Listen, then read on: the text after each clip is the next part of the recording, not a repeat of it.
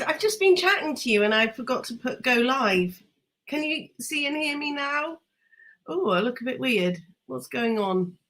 I think I've got, oh, spooky live. Can you see me, guys? Can you hear me? Hello. Let's just do that. I look a bit odd. Hey, nice to see you. Welcome. I'm sorry I didn't make it last night. I felt really ill again. I had COVID 3 or 4 weeks ago, and then I just 2 or 3 nights ago, I don't even know what day it is, but I started feeling rough again. Then I was better again, and then I felt like I'd been beaten up by someone. So I felt really rough. So here I am. Sorry, my dogs are going to be wandering around, and my son wants to come and say hello shortly. He wants to. Oh, that's my dog.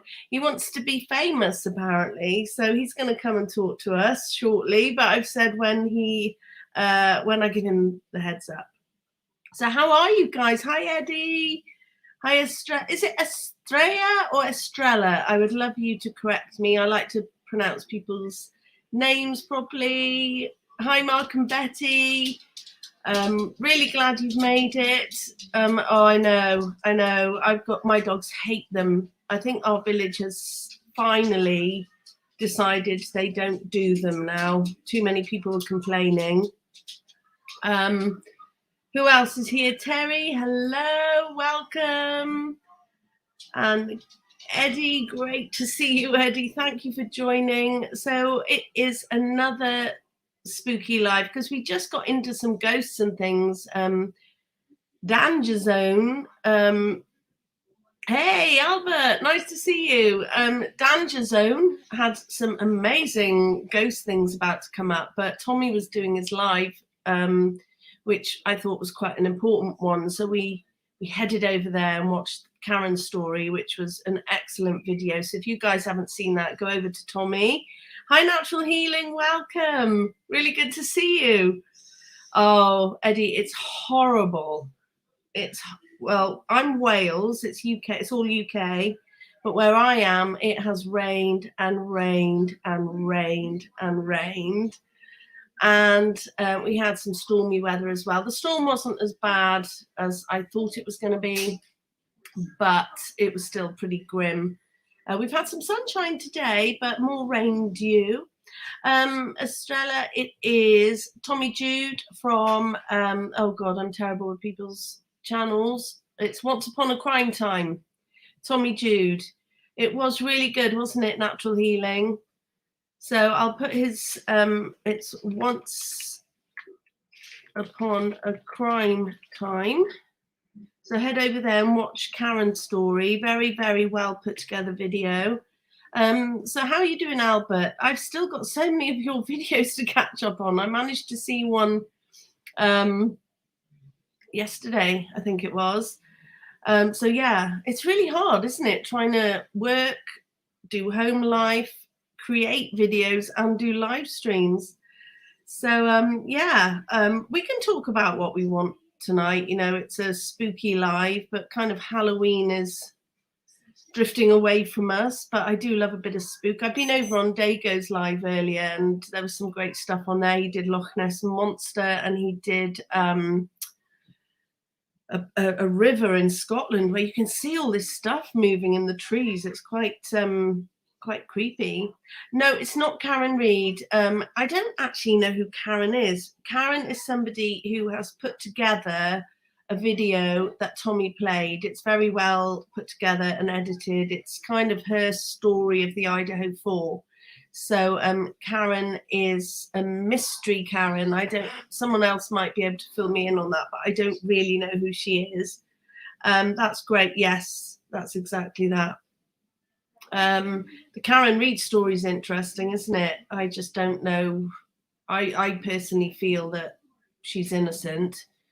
Who was it earlier who said, what on earth is going on in the crime? Oh, where did I see that? Yeah. What is going on? What is going on? It's shocking. You know, I don't make a point of you know, trying to make out everyone's innocent in every case. There's so many obviously guilty people out there. You know, I had no qualms with the Chad Daybell case, with Leilani Simon, all the Bundys and the BTKs. I mean, it was no question they were guilty, in my opinion. And they admitted it, really. But these cases with Delphi and Idaho 4 and Karen Reed are shocking. And Gilgo Beach. The Gilgo Beach murders are just... The corruption in the police force there is a prime example of how people have got away with it for decades, and it was staring them in the face. You know, Peter Burke, the chief of police for the Gilgo Beach murders, when I started looking into that case, and the DA, his name escapes me at the moment, the DA at the time, what went on there was just shocking. And as I was looking into it, I'm thinking, how is this man not a suspect? How is he not a suspect? The chief of police, who was dating a lady of the night, I'll call them that, had a baby with a lady of the night, who was known to frequent the parties on Long Island, in that area. Also, another lady of the night ran a business using a phone that was connected to Peter Burke. I think it was in his name. Plus, he was caught, wasn't he, having left his police car with, I think one of them had taken his gun. Then he beat up, was it Loeb? Somebody Loeb. He beat them up because this guy was trying to steal some stuff from his car and it had his porn stash in. It was just so dodgy. And after all of this, he was made chief of police. It was shocking. It's shocking. And I will say, Duty Ron is doing great coverage of that case. I have to dip in. If you know me by now, I dip in to channels that I followed before I had my own. I love a couple of them. I struggle now with Duty Ron because he does seem to love Coffin Duffer. So I do not watch anything to do with Koberger there, but his coverage of Delphi is excellent, and he's fully prepared to admit that law enforcement are as corrupt as hell in that case. And if you want Delphi information, go to Michelle After Dark. She's doing a great job there. But again, I won't watch her Koberger stuff because she is pretty much of the mindset that he's guilty at the moment, and I struggle with that. Just because it's not been proven, so that's all. But I do recommend, if you're into those cases, those two channels are very good. Doodlebug Fart. I can see someone saying hi, Doodlebug Fart, but I can't see you. What a great name. Where are you, Doodlebug? You haven't come up in my... Oh, yes, you are. Hello. Welcome. So good to see you. Yeah, you're right, Natural Healing. They seem to be more corrupt than ever. And what I don't understand is how people can accept that there's corruption with Gilgo Beach and very likely Delphi, in my opinion, 100% corrupt. But yet they won't question the Idaho 4 because it's everywhere, in my opinion. There's some great law enforcement out there, but what is going on there? I mean, Richard, maybe you guys can answer me this, right? Richard Allen is in this correction. I can't remember the name of the prison he's in. He's in a prison, a really bad prison for hardened criminals before he's been found guilty. Missy Moo, welcome. So pleased to see you. Thank you for joining us. Is it a human rights issue at this point that he is innocent until proven guilty, yet he's been thrown in this prison and his health is obviously deteriorating physically and mentally? I would love to know your thoughts. I did Google a little bit, not for long, I should have looked more into it, but whether is this actually a human rights issue? That's what I want to know, because he hasn't had due process and he's with hardened criminals before being found guilty. I'd love to know your thoughts on that. What do you think? Has anyone got any ideas? Oh, I bet you know firsthand, Albert. Yeah. Even, you know, small town cops just might be the worst, but it is the thing is, I think when people have power, and if you're of that mindset, you know, psychopathic stroke sociopathic mindset, that isn't that the best place for someone to commit crimes, when they're in a position of authority? Hey, Danger Zone. I was talking about you a minute ago about how we touched on some of your ghostly experiences, which we are definitely going to get into. And we left too soon, but we're definitely going to talk about those without a doubt. Thank you. Yes, that would be great. All the thumbs down, as Lana says. Everything helps with that algorithms. When I get trolls in my comment sections, I think, well, you know what? You've left a comment and you've probably put the thumbs down, and you've helped my algorithms. Thank you so much. So, do you mean with regards to him being in prison? Do you think that is actually a human rights issue? We'll get onto ghosts in a sec, because it is a spooky live, I have to say. But yeah, I'm just wondering. Oh yeah, I'd love you to be a mod. Thank you. Right, now this is where I'm learning. I bet Albert knows all about this. I don't. Bear with. I think I've got to get my channel up on YouTube. I think I've got to hit the live and then put it on quiet so I don't get echo. Yeah, right. Bear with me, guys.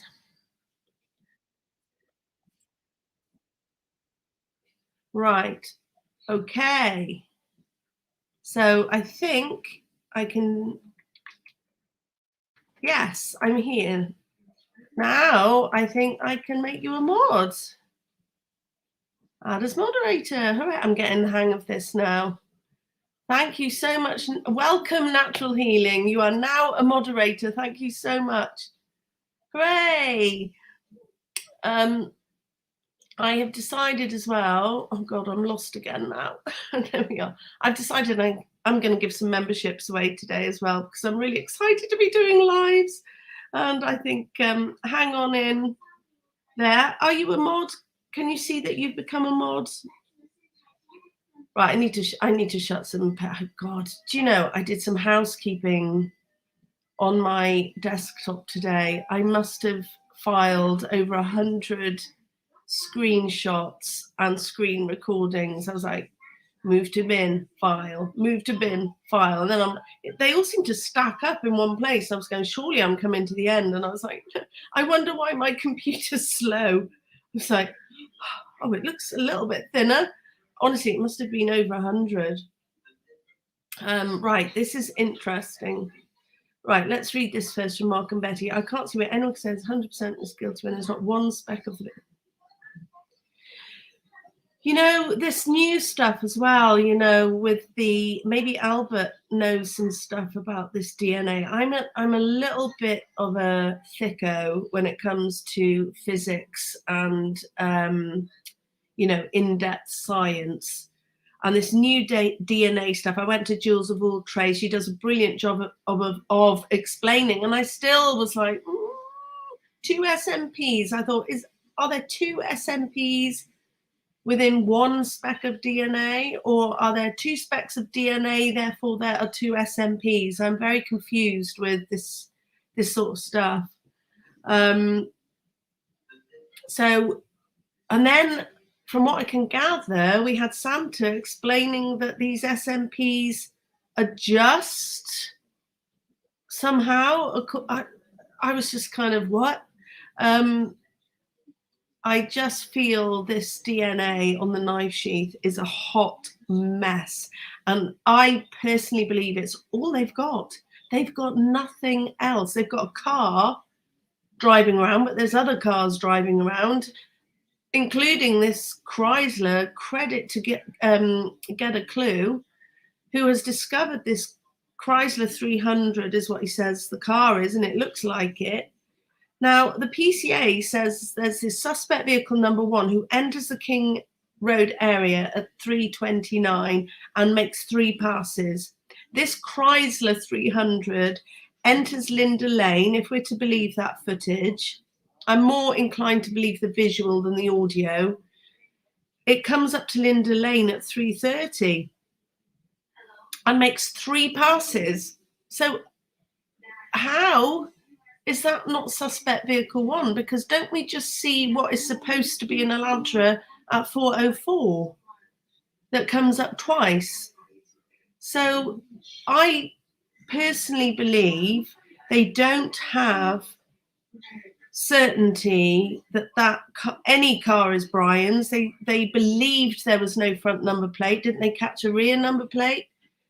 If they have got his number plate driving around, how does that prove he entered the residence? And the knife sheath, guys, help me with this. This is brilliant. Thank you, Albert. That would be brilliant.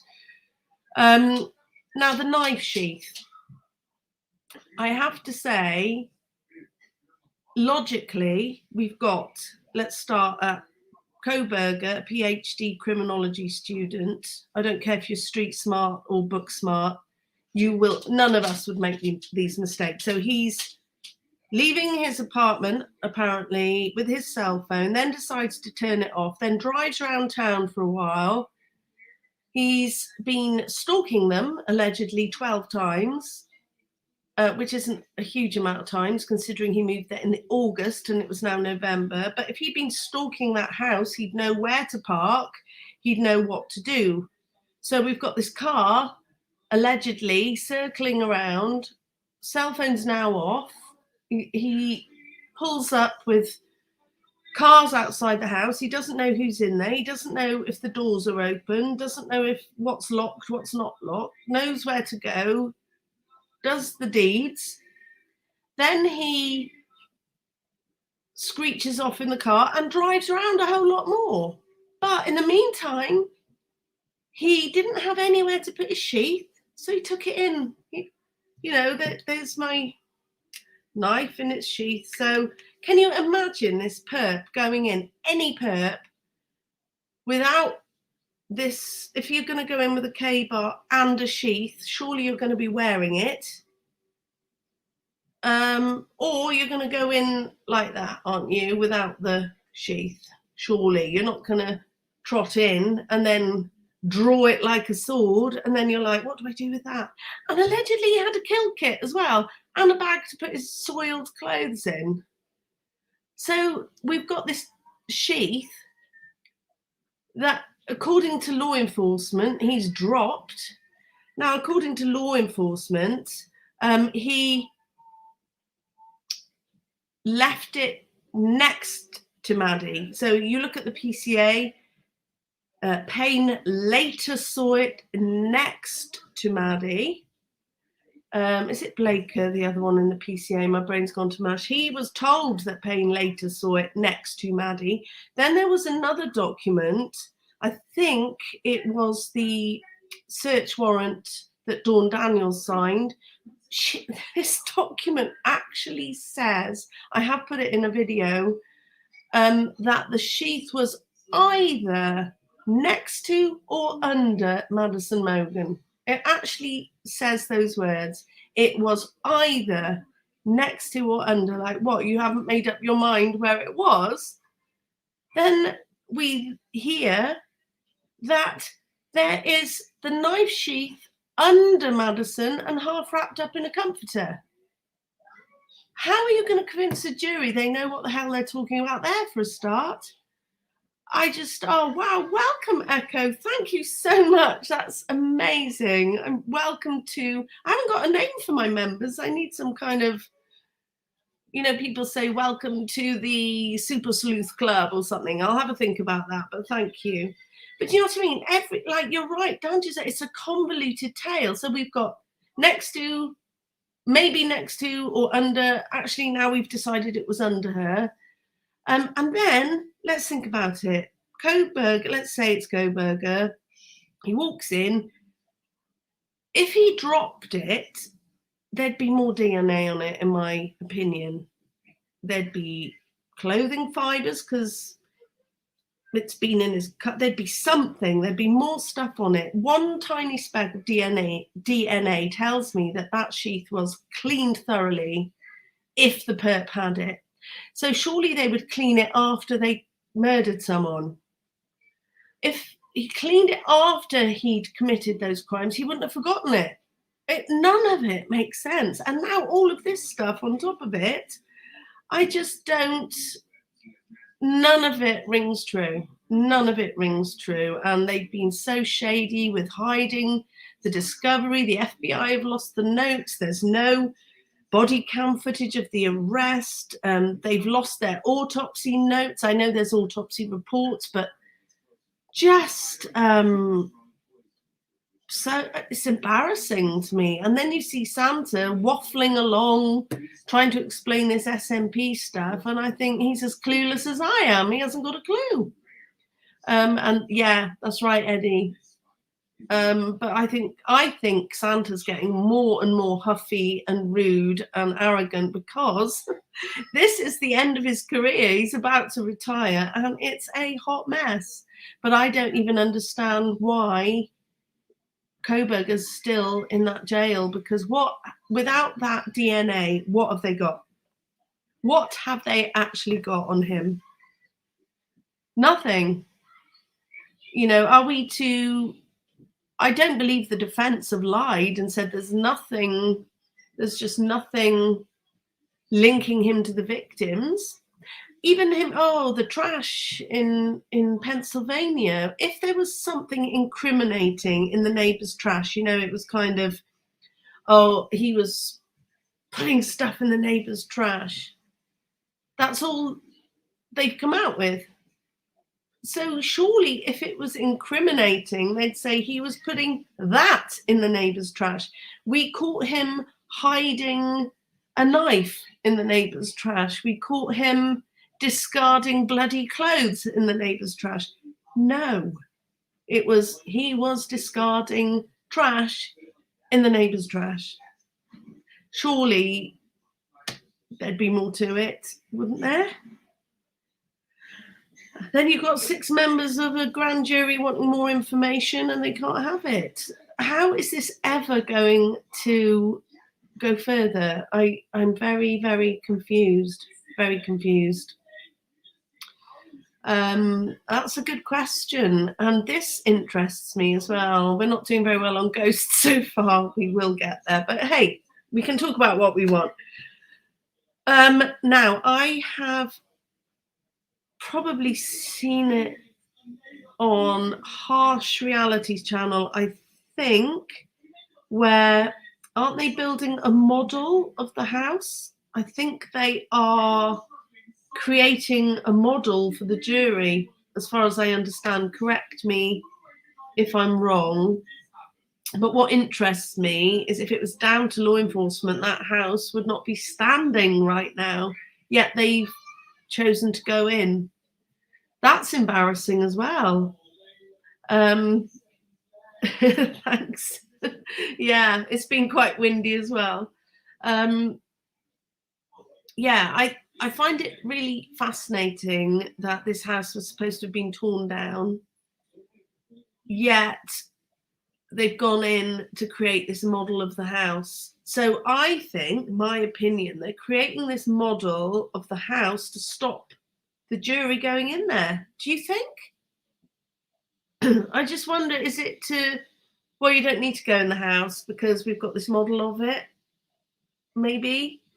Because maybe they don't want the jury to realise quite how thin the walls are and how the acoustics are. And, you know, if you walk into that house, would you finally get an understanding? Because this is interesting to me, that the 2 survivors were both, I've said this before, I know, but they were both by the exits and entrances. So we've got Dylan by the sliding door, and we've got Bethany by the front door. Isn't it interesting that they both survived and they're both by both doors?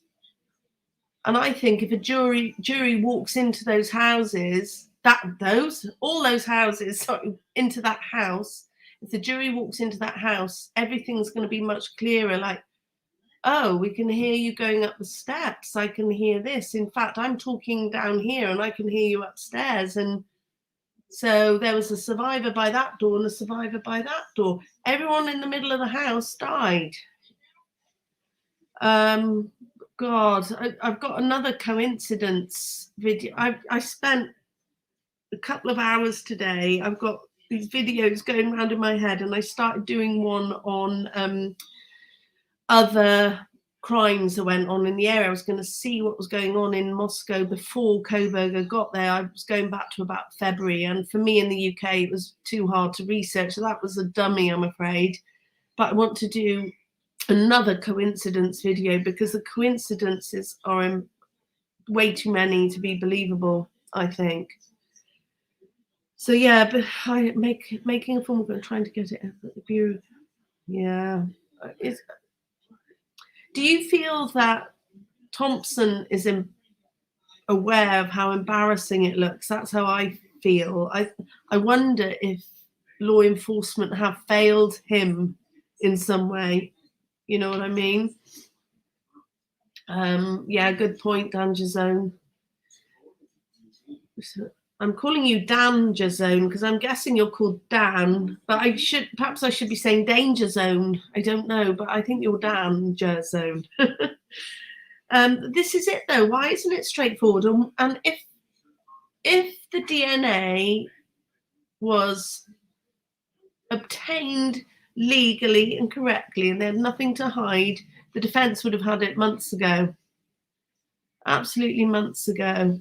Now, what's that? Estrella, good suggestion. What's that?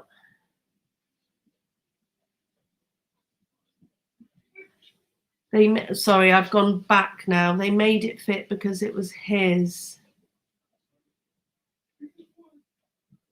Changed.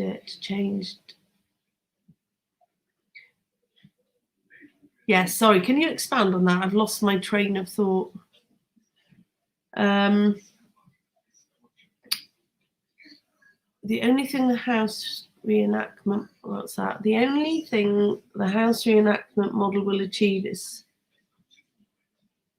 Yes, exactly. And how... Okay, here's another DNA question. So they've got 3 unidentified male DNAs. Are they trying to tell us that in a party house, they managed to source every DNA, every speck of DNA in that house and account for it? I doubt it very much. I doubt it very much. There were people coming and going all the time. You've got the kids' parents popping in, you've got a party house, you've got people in and out, and they managed to narrow down even 3 unidentified male DNAs. I just struggle to think they managed to get everyone's DNAs, everyone's shoes, everyone's shoe prints, within a week? It's just, doesn't make sense. The other thing I'm going to do a video on, but I'll chat about it here, but I'll put it together. I obviously, other creators will know you do a lot of research, you go back to the beginning, look at other videos. I was going back to the chronicles of, I was looking for something else. I was looking for something Christy said, but I ended up re-watching the Chronicles of Olivia interview. And it dawned on me, and I'd love your thoughts on this. There was a couple of things. I don't know how to share things on this yet, guys, so bear with me. I'll put it in a video for you. Steve and Christy and Olivia were sitting on the couch, and Christy, first of all, says something that caught my eye. You know, we've all heard it, where she said, I think they were close to getting back together about Jack D. And Steve actually went, like, no. And Olivia shook her head. Not Chronicles of Olivia, Kaylee's sister shook her head. And then you can barely hear it, but Steve says something like, no, it's Adam back together. And I played it several times and I thought, he says something. I got the gist that Adam had told them that Kaylee wanted to get back together or something. So Steve came out with pretty much the thoughts it was Kaylee who wanted to get back together with Jack. And it sounded like Jack wasn't really into it, but Steve was completely opposite to Christy. He was like almost a bit fed up with her saying it, like, no, they were not going to get back together. Then I listened carefully to what they were talking about. You know, they vetted Jack D. Now, I am not accusing Jack D. I'm very on the fence with Jack. But when I listened to why the Consalvases cleared him, I could completely kind of diss what they did. So, for example, we got him to lift up his shirt. He rolled his sleeves up. Olivia said he turned up in shorts. How does this prove it wasn't him? Are we to assume that the killer had wounds on his legs? And then Olivia said, we checked his car. She went, I checked his shoes. I would put money on it that Jack D has got more than one pair of shoes, and I doubt living next door he drove his car there. So every single thing they said that cleared Jack D in their minds did not make any sense to me. It's like, how does that prove to you? You cannot prove that any killer is necessarily going to be wounded. So you could get someone to roll up their sleeves. If the killer managed to kill them while they were sleeping, he's not going to have a wound.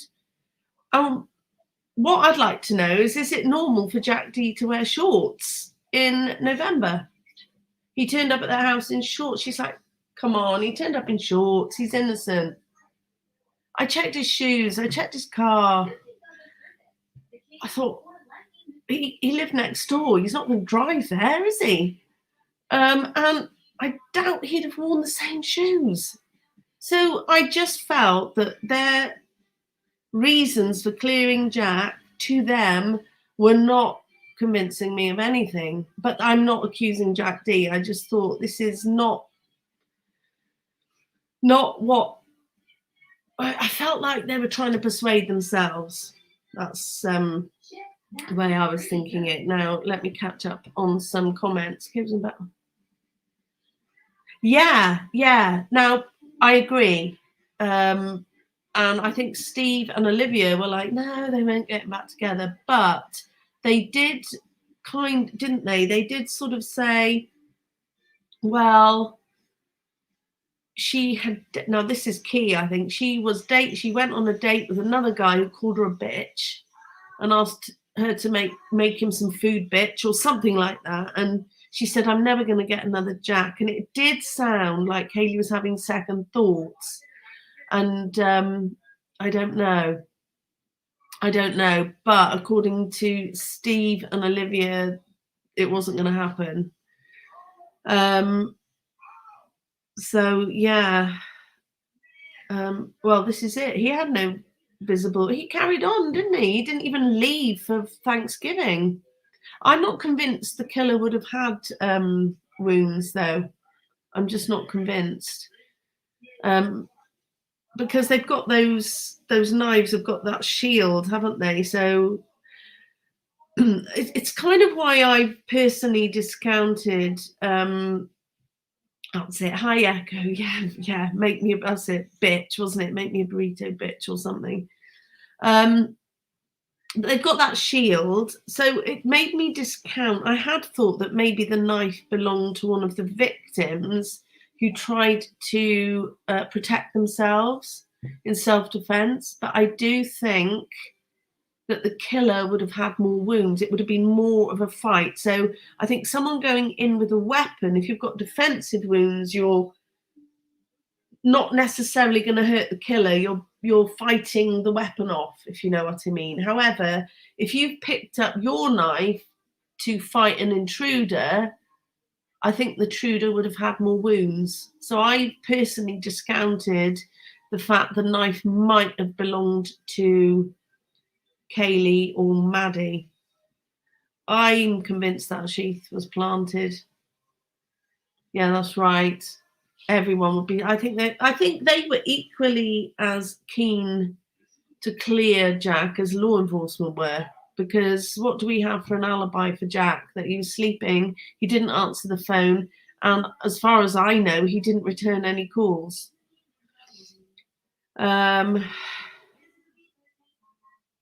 Yeah, good point, Eddie.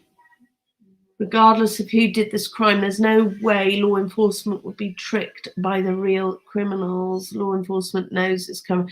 Yeah, this is my theory. I think that we know Brian was driving around because he's admitted it. And I think that's all law enforcement had. And because he was driving around, they had pings to kind of match, and they went with it because bingo, he's from another university and he's an out-of-towner. What could be more perfect? And I think they had nothing else. And I personally believe that sheath was planted. That is just my opinion. But the sheath is too sketchy. Everything surrounding that sheath is too sketchy. That's a good point, natural healing. Why did he feel he had to prove himself?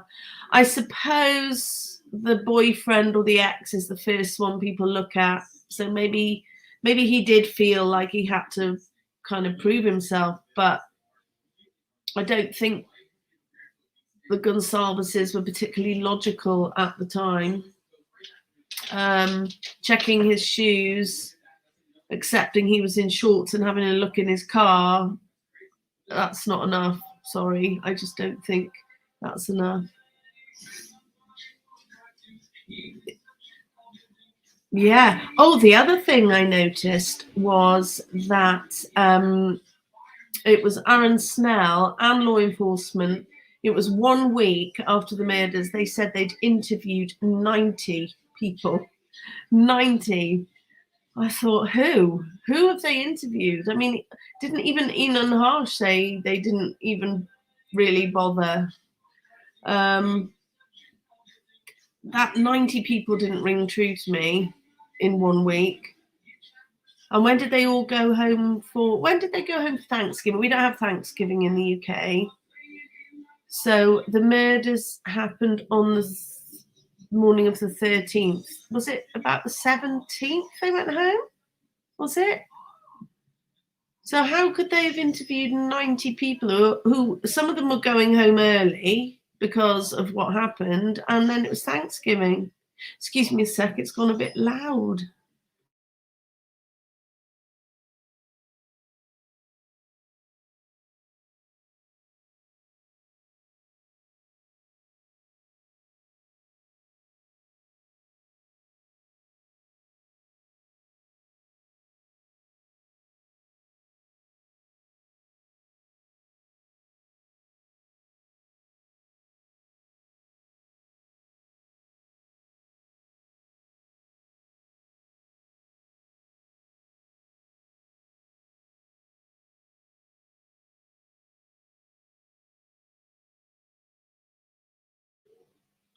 Sorry, my son's still awake. It's school holidays, and I think he wants to come and say hello.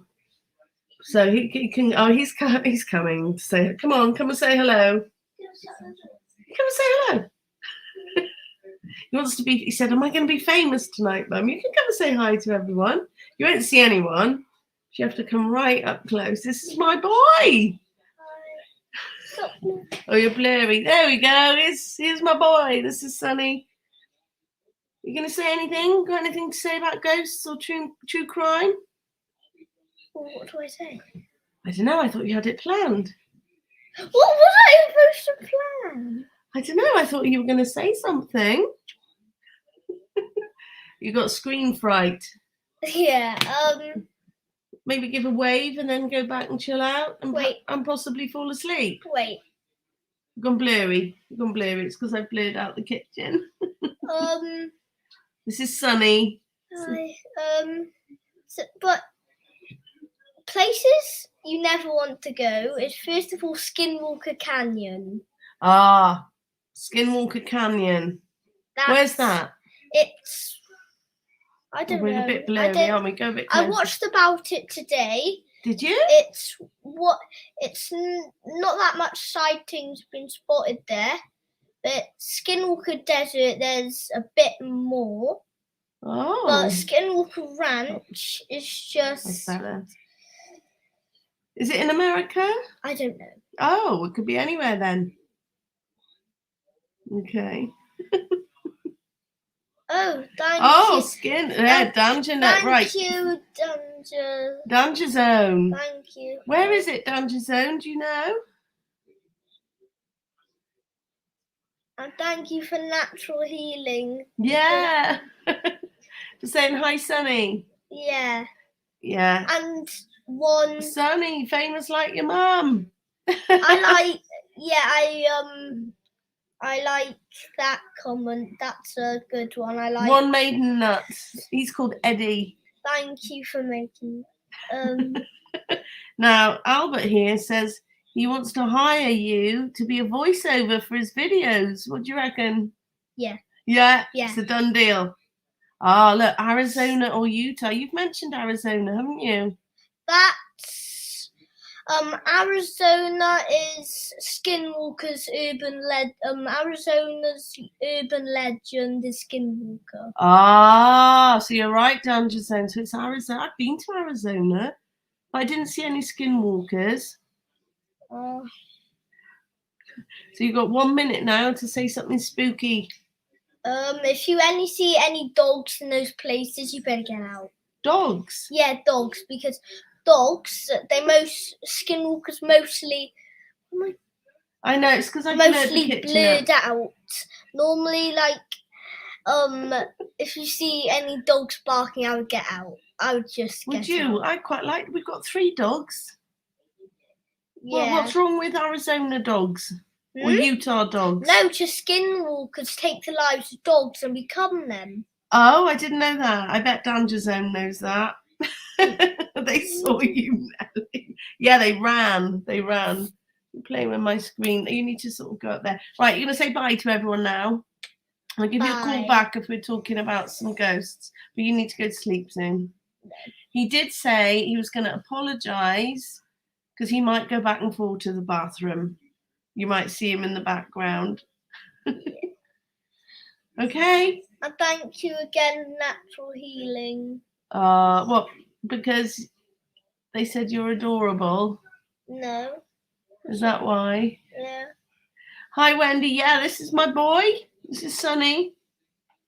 He's been telling us about skinwalkers. Yeah.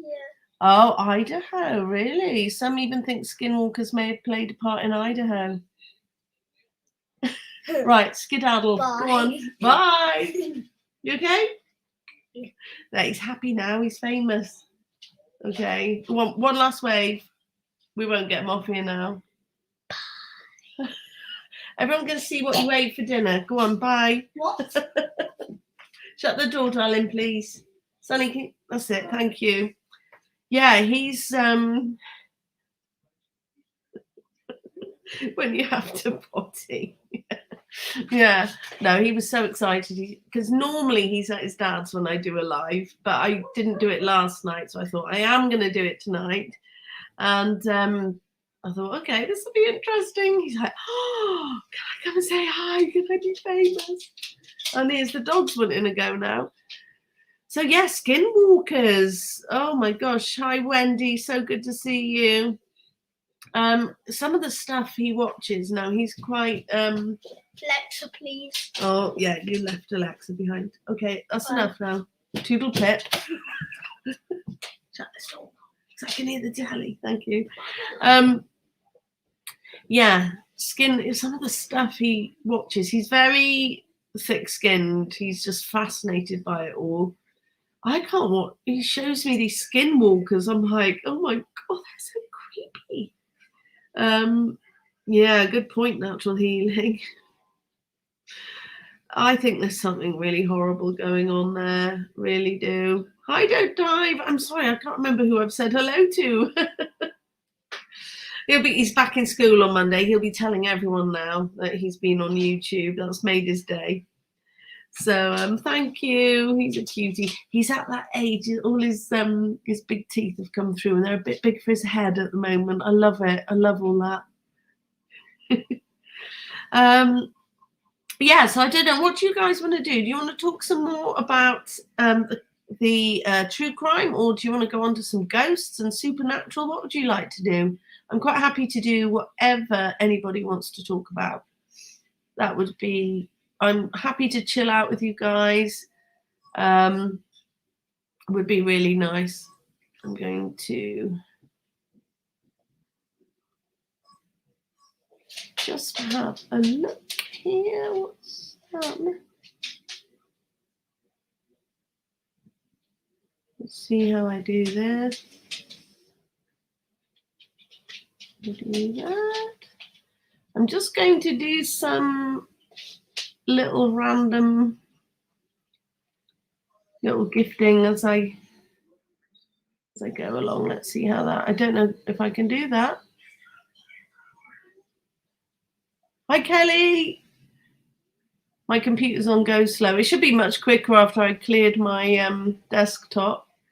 So somebody, I'm going to just do a couple of memberships as we go on. So somebody, you know, if you don't know, they're random. I don't get to choose who gets the memberships. Yes, Eddie. Hang on now. I've got 3 dogs. I've got Doris. She's the Labrador. Come here, dog. Doris, come on. We don't have favourites. We love them all. This is Doris. You can say hello, Doris. This is Doris. Here's my Doris. She's the biggest. That's Doris. And then I've got Bryn is sleeping and Boo. I've got a Cairn Terrier and a little rescue. But this one, she's very big and yeah, we got Doris for Sonny actually when he was 2. Oh my God! Hi Kelly, welcome. Oh my goodness, really? Where's your town, if you don't mind saying? Oh my God, this terrifies me. This is why I'm nice to my son. It's shocking, isn't it? It's really. Do you think it's drugs? Do you think? If anyone would like to come up, I will put the link. I don't see. I keep forgetting how to do things. Do you, Albert, when you're on these? I don't know who got the gift, but I see. It's weird, isn't it? You don't get to see on the. You don't get to see on the actual StreamYard. Hey, Batshit Crazy got it. Welcome. You've got a membership. Fantastic. Welcome, Batshit Crazy. Oh, we'll go into that now, Kelly, in a second. But yes, Eddie, thank you. Don't dive. He's an absolute sweetheart. I'm not saying I am, but he is. Oh, yeah, I know that feeling. Toski's here. Oh, bless you. Don't worry about being late. We've been talking about the Idaho 4, but we can talk about anything we like. But Nicola Bulley was confirmed an accident. What are your thoughts on that, Eddie? Because I don't believe for a minute she fell in that river. I don't. It was shallow at the edges. I just think she'd have crawled out. And I don't think you would unalive yourself in a shallow river. I can imagine if you jumped off a tall bridge into deep water, yes. Truly bizarre. Yeah, there's a lot of crap going on, isn't there? Nice to see you, Toski. I know how to say it. I hope you're okay. Oh gosh. So your foot. Yeah, you're right, Missy Moo. Officially an accident. I initially thought she'd run away. I thought she was a victim of household, but I do feel that I don't know what went on there. I don't know what went on. I can imagine she could have fallen in. I imagine she could have fallen in the river, but I don't. The only way I think she could have died like that is if she landed on her head on a rock or knocked herself unconscious. But I don't think anything like that came up in the autopsy. Did we even see an autopsy? I don't know. I love the show about skinwalkers. I don't like them. They creep me out. I can't do those things. Sunny is absolutely fascinated by them, but what? skinwalkers. Yeah, they're not for me. So yeah, these double homicides. We got an alert. We're on lockdown. I was out with my daughter and then stopped. God, these kids who kill them, there's quite a lot of them, aren't there? It's really worrying. In a funeral home parking lot. Oh my God. Who's that, Eddie? Crime. I don't know what CS to C means. Is it crime scene to something? Yeah, did you? Oh, there was this weird, wacky guy who was.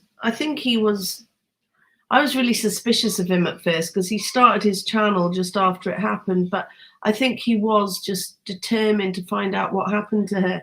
He did film them pulling her out of the water in a body bag, and it was the way they manhandled her. I watched it, I genuinely watched it not knowing what it was. I thought they were pulling out like a dinghy in its cover or something. I didn't realize what they were pulling out of the water. And then I was like, oh my God, I think that's her. And it was. I just think she could swim. It wasn't even waist high at the edges.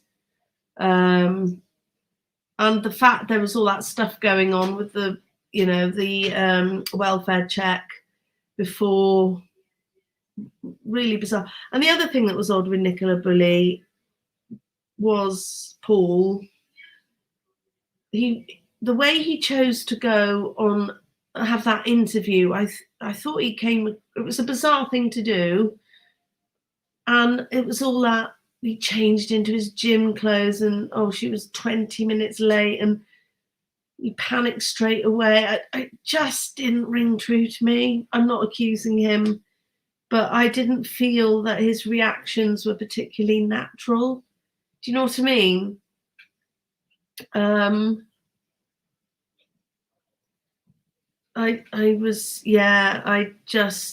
lot of us were, and I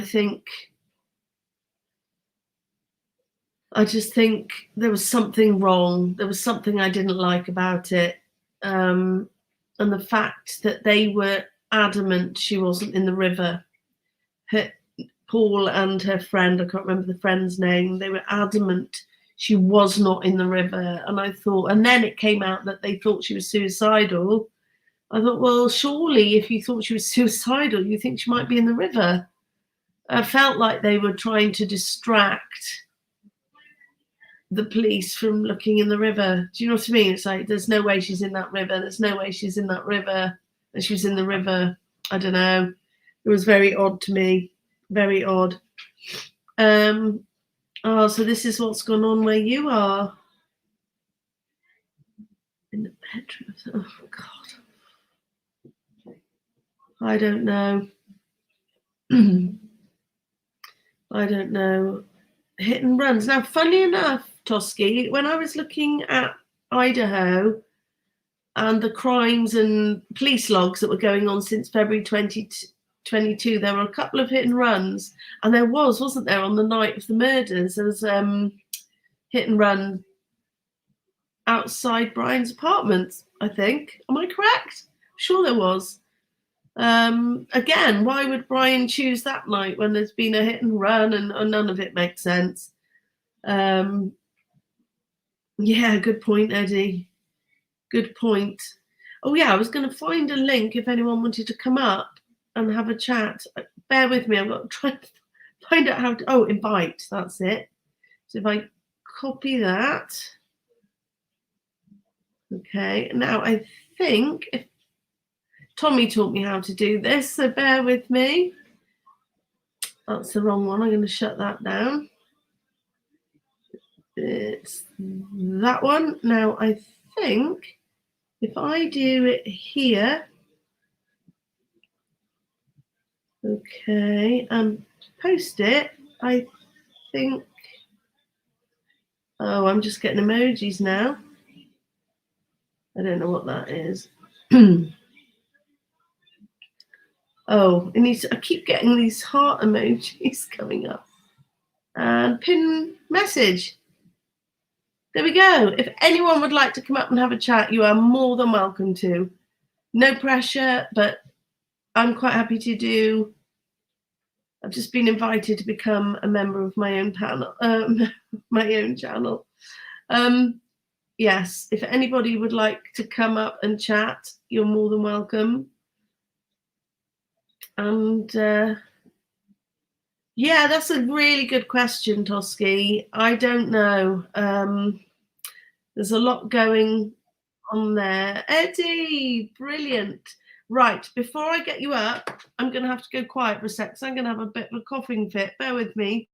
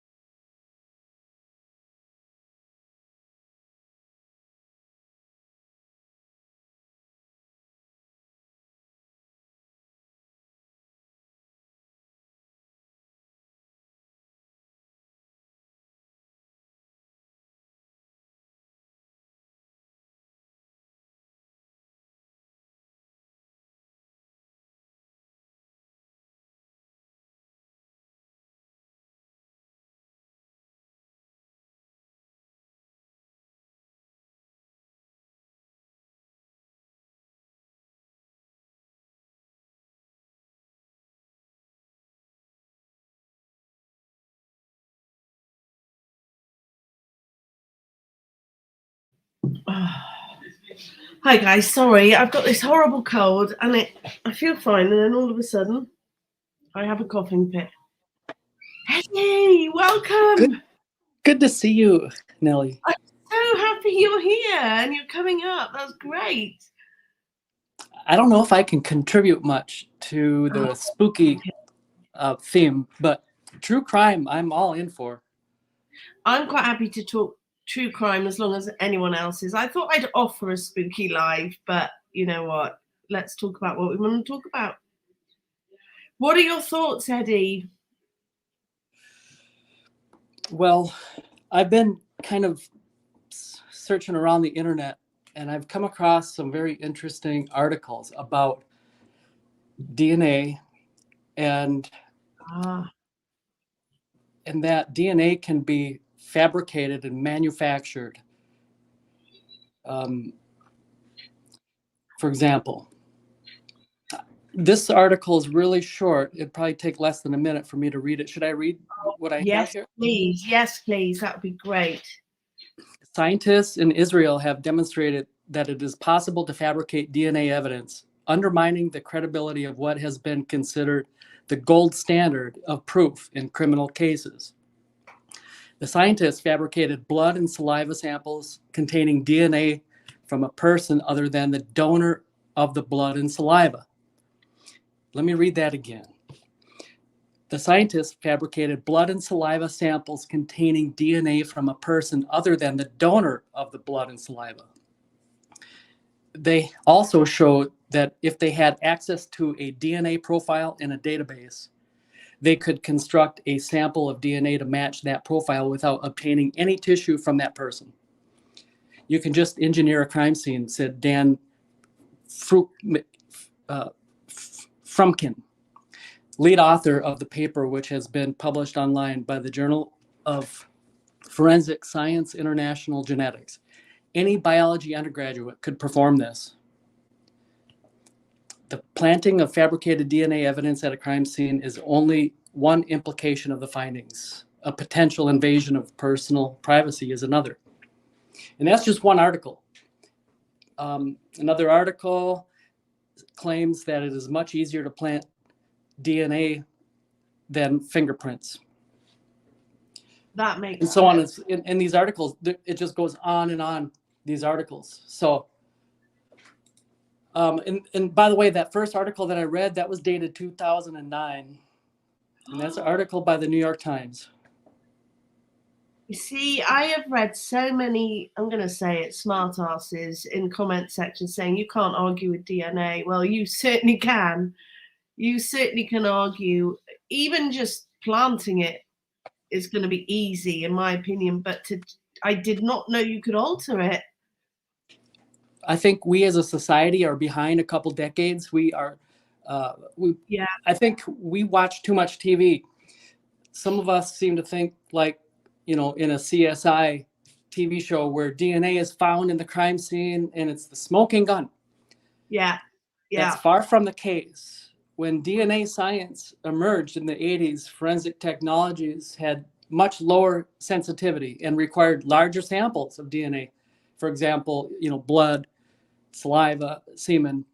Now technology has advanced so greatly that a sample of only 16 cells is required. Compare that to the tens of thousands of skin cells we shed each day. Yeah.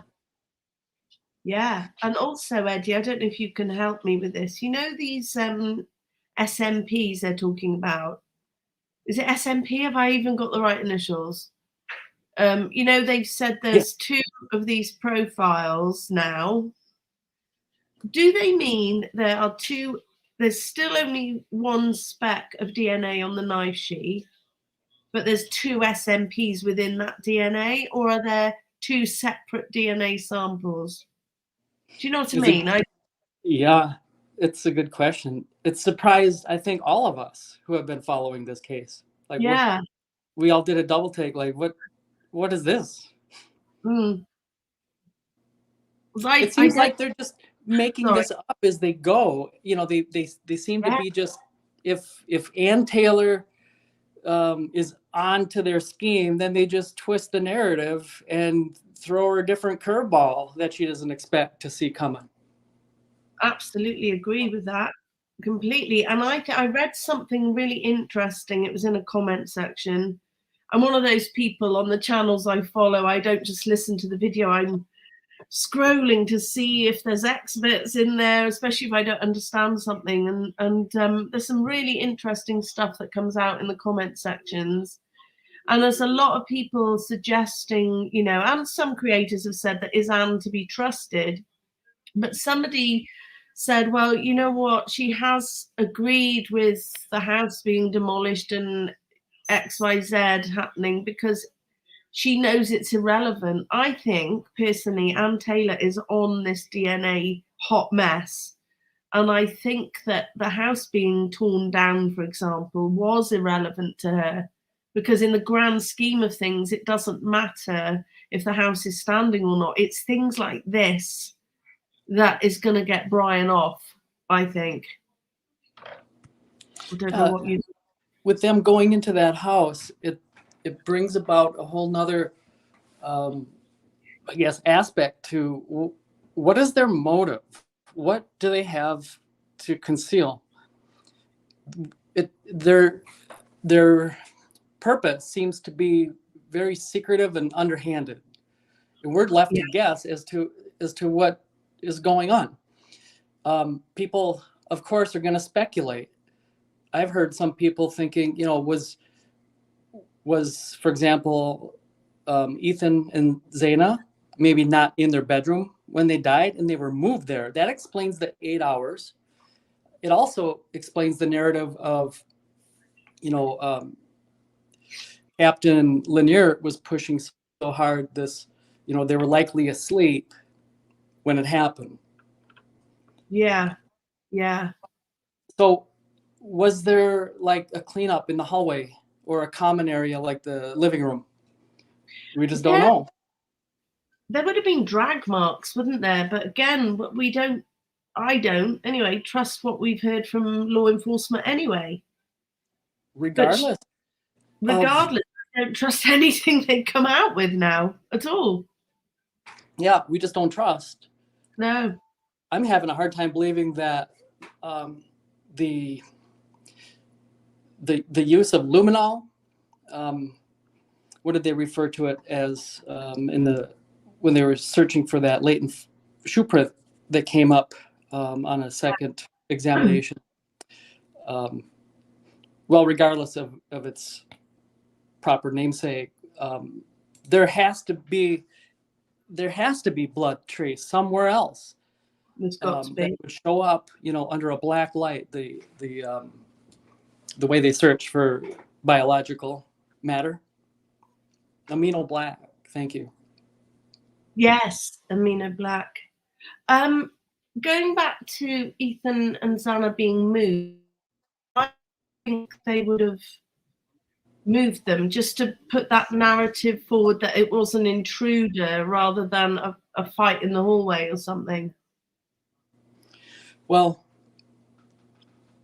that way the two surviving roommates would not have to explain their part. Okay, yeah. Well, yeah, of course. They never saw them, therefore. But how could there not have been blood in the hallways? How could they not have needed the bathroom? How could they? That's right. I mean, I don't know if anyone can confirm, but I've seen recently that Dylan was, I can't remember what channel it was. She had posted something online at like 11 o'clock-ish in the morning, something like that. I don't know if that's true or not, but I just can't get none of us can get our heads around 8 hours. I mean, at the beginning, if you remember, we were all like, well, they were both downstairs. They might have had earbuds in.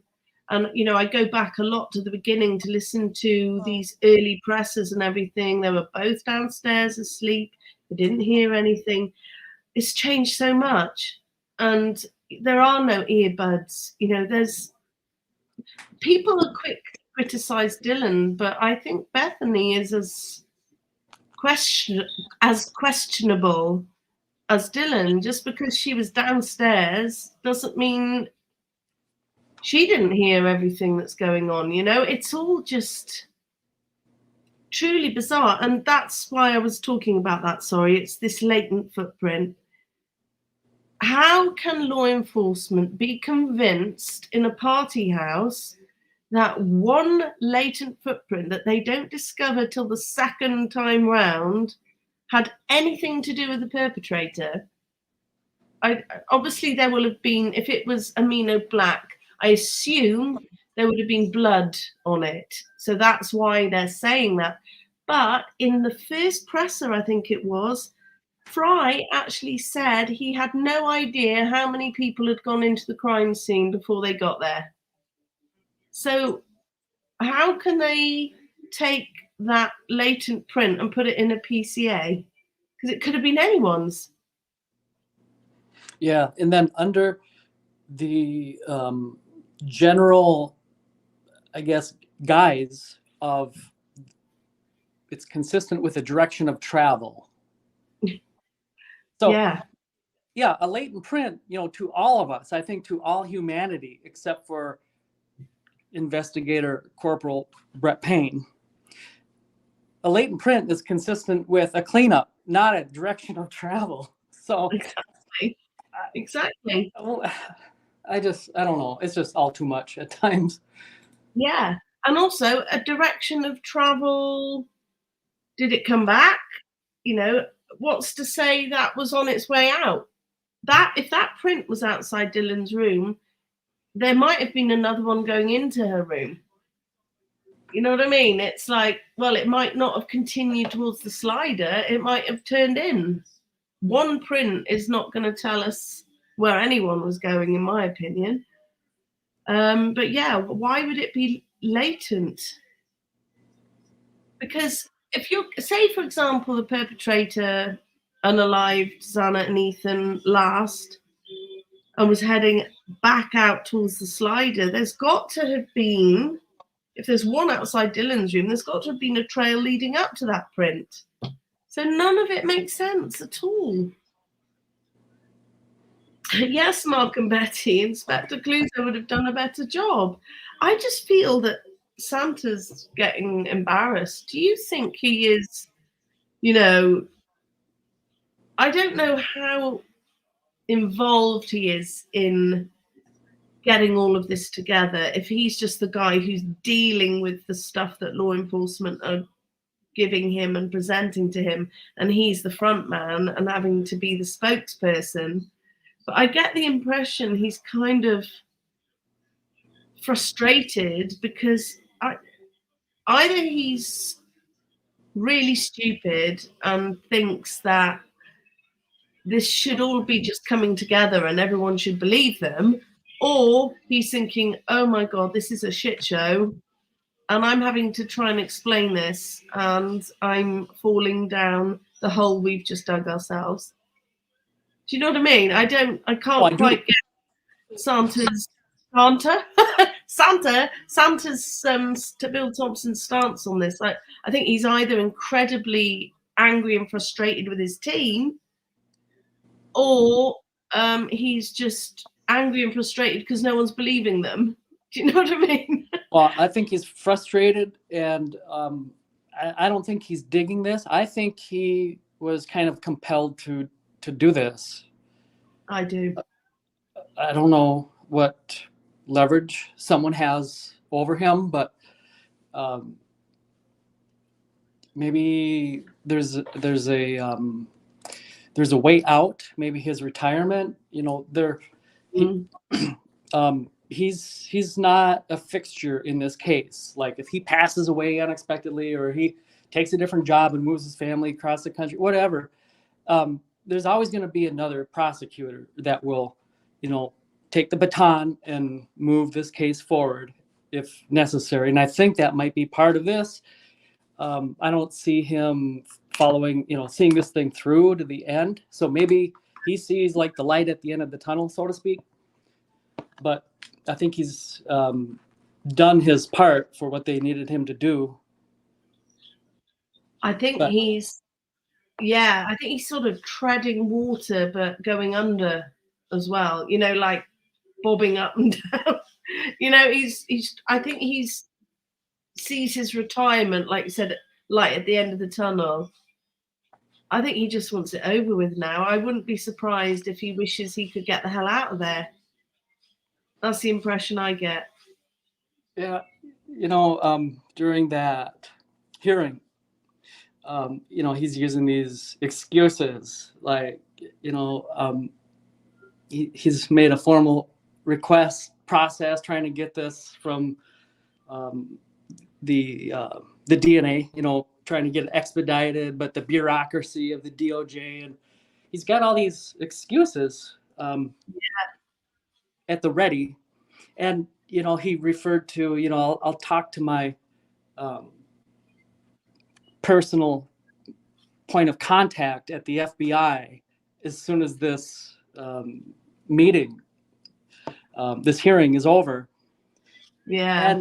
And I'm sure, I kind of laughed at that because I'm sure as soon as that meeting or that hearing was over, the FBI would probably by the numbers be getting a hold of him. For us to think that he's got like one point of contact, I think the FBI has got a stake in this case, in that they're going to be, kind of like doing the football huddle with him. He's going to be surrounded by a number of them, so to speak, and they're going to be I guess, you know, figuring out what their game plan is to do the fix to get, you know, ready for the next play. That's how I see the whole thing. I really do. That's a really good analogy. I see that huddle, and do you know what? I think that's why there was a delay in the presser. Was it 3 days before they came out and spoke? 2 or 3 days, 17th, I think. They were getting their game plan together. There's no other reason why they wouldn't come out and talk to the public straight away. I think they were just kind of, you know, as this town needs to survive this, we've got to sit our asses down and talk about which way we're going. And that's why I think the story changed, you know, with, oh, it's a targeted attack. No, it's not. Yes, it is. No, you're all safe. Well, we can't say that. They weren't great at getting that story straight, in my opinion. They were still playing with what the hell are we going to do? And I'd love your thoughts, Eddie, on when the bodies were removed. I've got this hunch that I've just got this theory, and it's just spitballing, and I put it in a short. You know, I got this feeling that I did watch those that. bodies. I've seen that short. Oh, did you? I've got this feeling the bodies were taken out before midday. I think I wouldn't be surprised if that call came in earlier and they got there and got those bodies out of there just to play down the drama, to keep it, the hysteria from, you know, and then they took time to talk about how they were going to play it. Because I don't believe that nobody caught sight of those bodies going at all. Do you want me to say something about that? Yeah. Yes, please. Even if it contradicts what you said. Yeah, of course. No, anyone can contradict me. Just all that matters. Oh, maybe on a one-to-one phone call I might, but you know, I just wanted your permission before I did it in front of a panel of others. Listen, I don't expect everyone to agree with me. It's discussion. I would say that would not be a valid theory because they would have to have photographs. Yeah. You know, those bodies would have had to have been in there. And if they were not, then this case,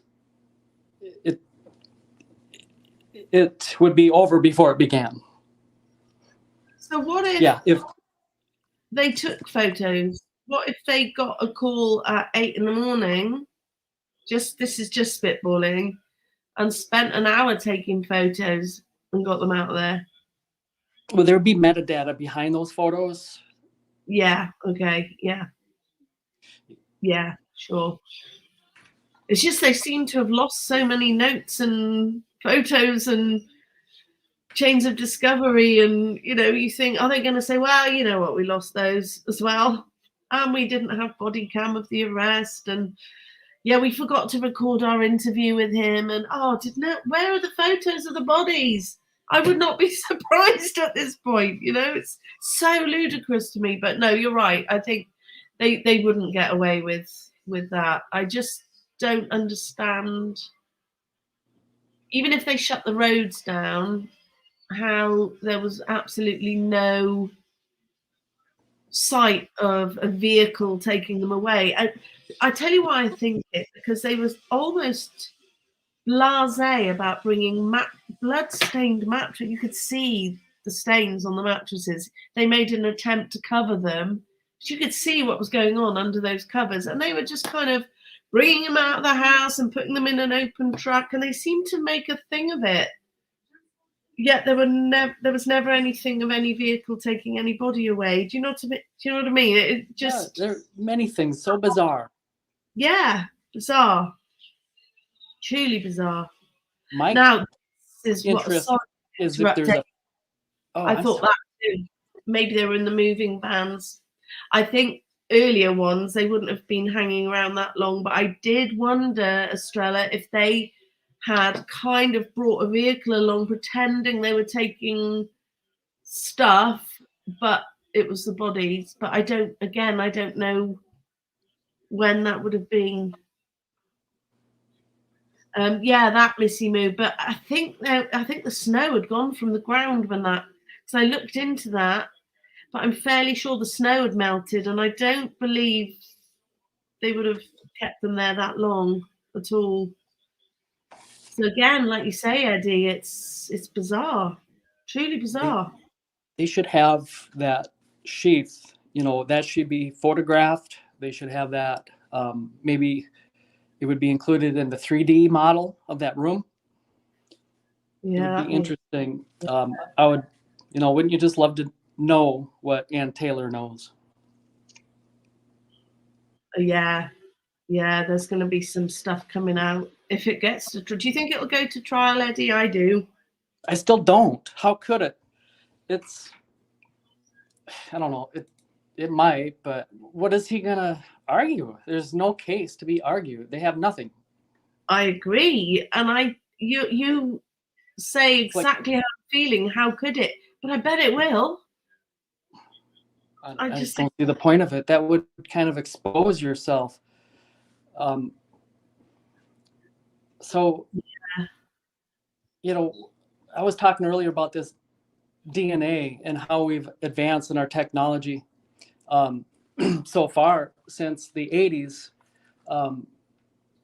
So this other article is just a paragraph, and I'll read it briefly, but it kind of builds up to what I'm going to say next.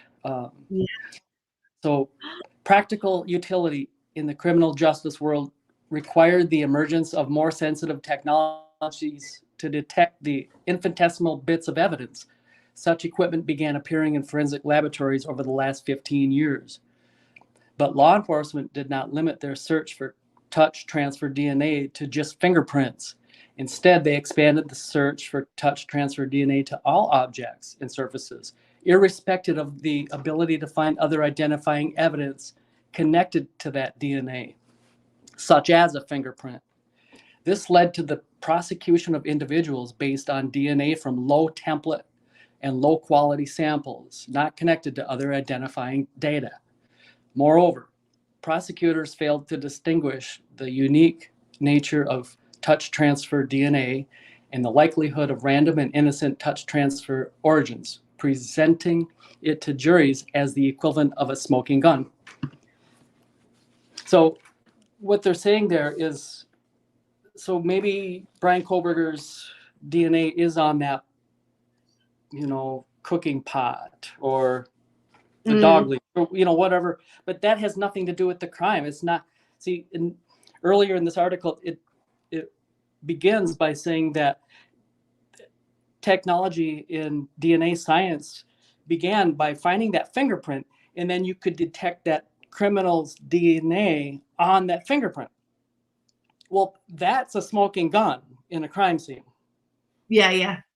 But if I can find like someone else's DNA in a house that, maybe it's on a recently purchased retail item at Walmart or something. So you were shopping one day with your family, you touched an item, you kind of was browsing and you touched it and you decided not to buy it, but it ended up in that home. So that's what this article is saying, is we're looking for such small amounts of DNA in these crime scenes, and we find it, but it's not even connected to the crime, and innocent people are going to jail. Now, if this article knows it, then how much more would an investigator know that? And how much more would a prosecutor know that?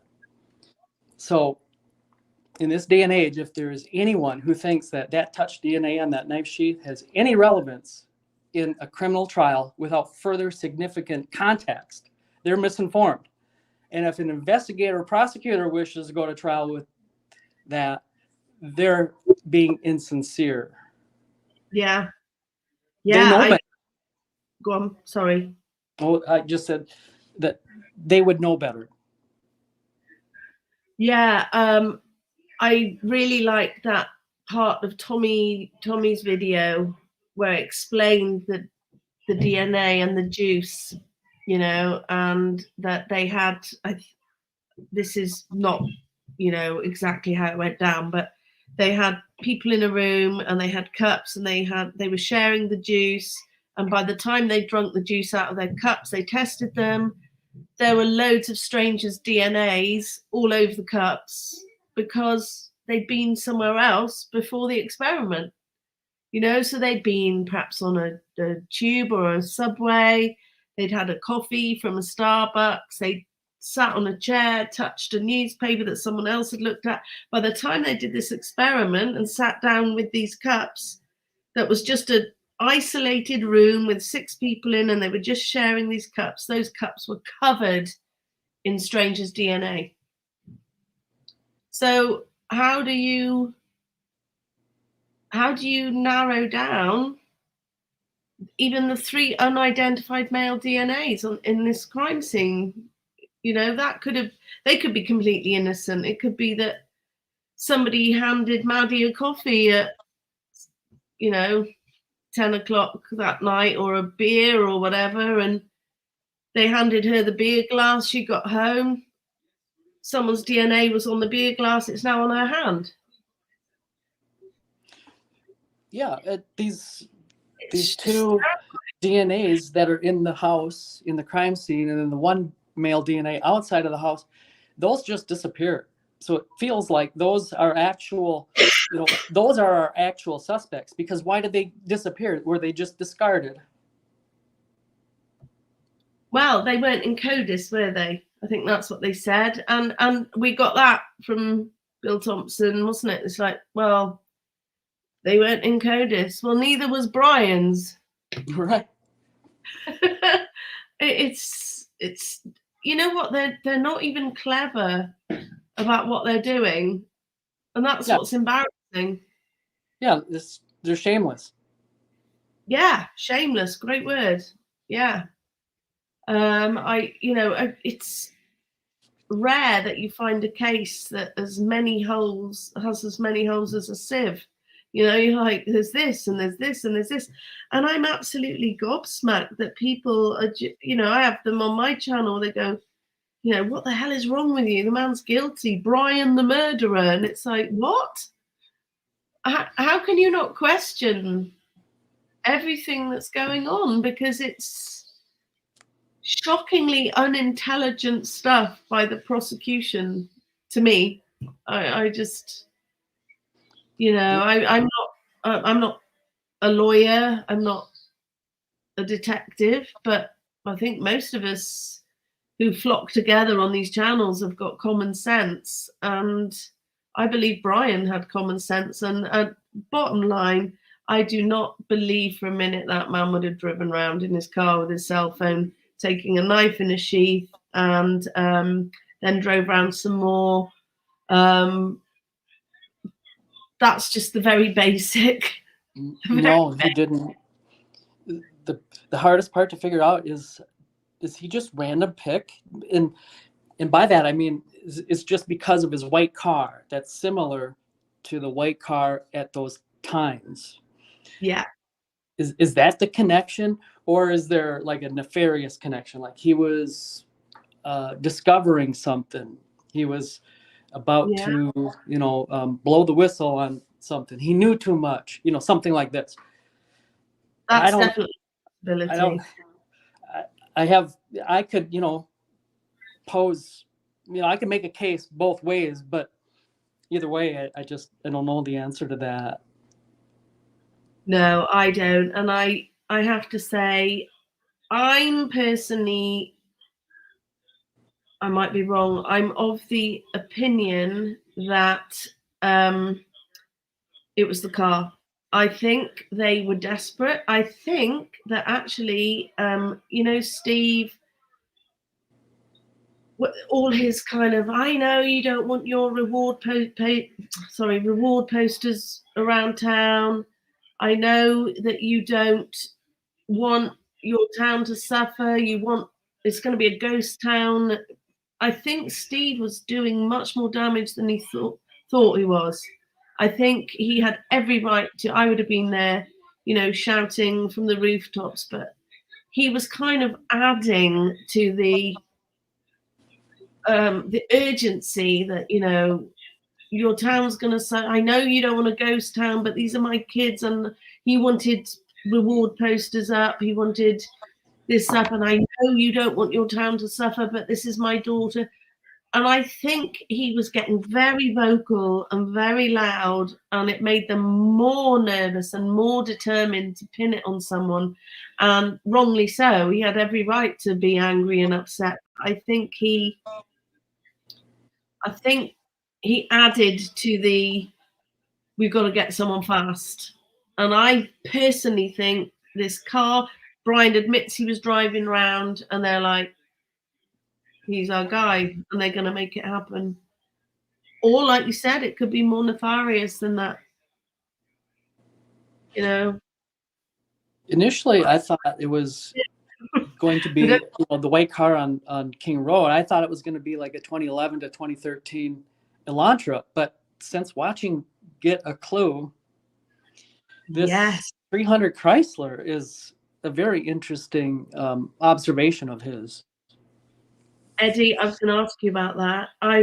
My jaw was on the floor when I saw that, because I've only just discovered Get a Clue, and I dipped in, and then I thought, oh, what's this Chrysler? And I watched that particular one, and I thought, oh, and it drives into that area at 3:30. What does the PCA say?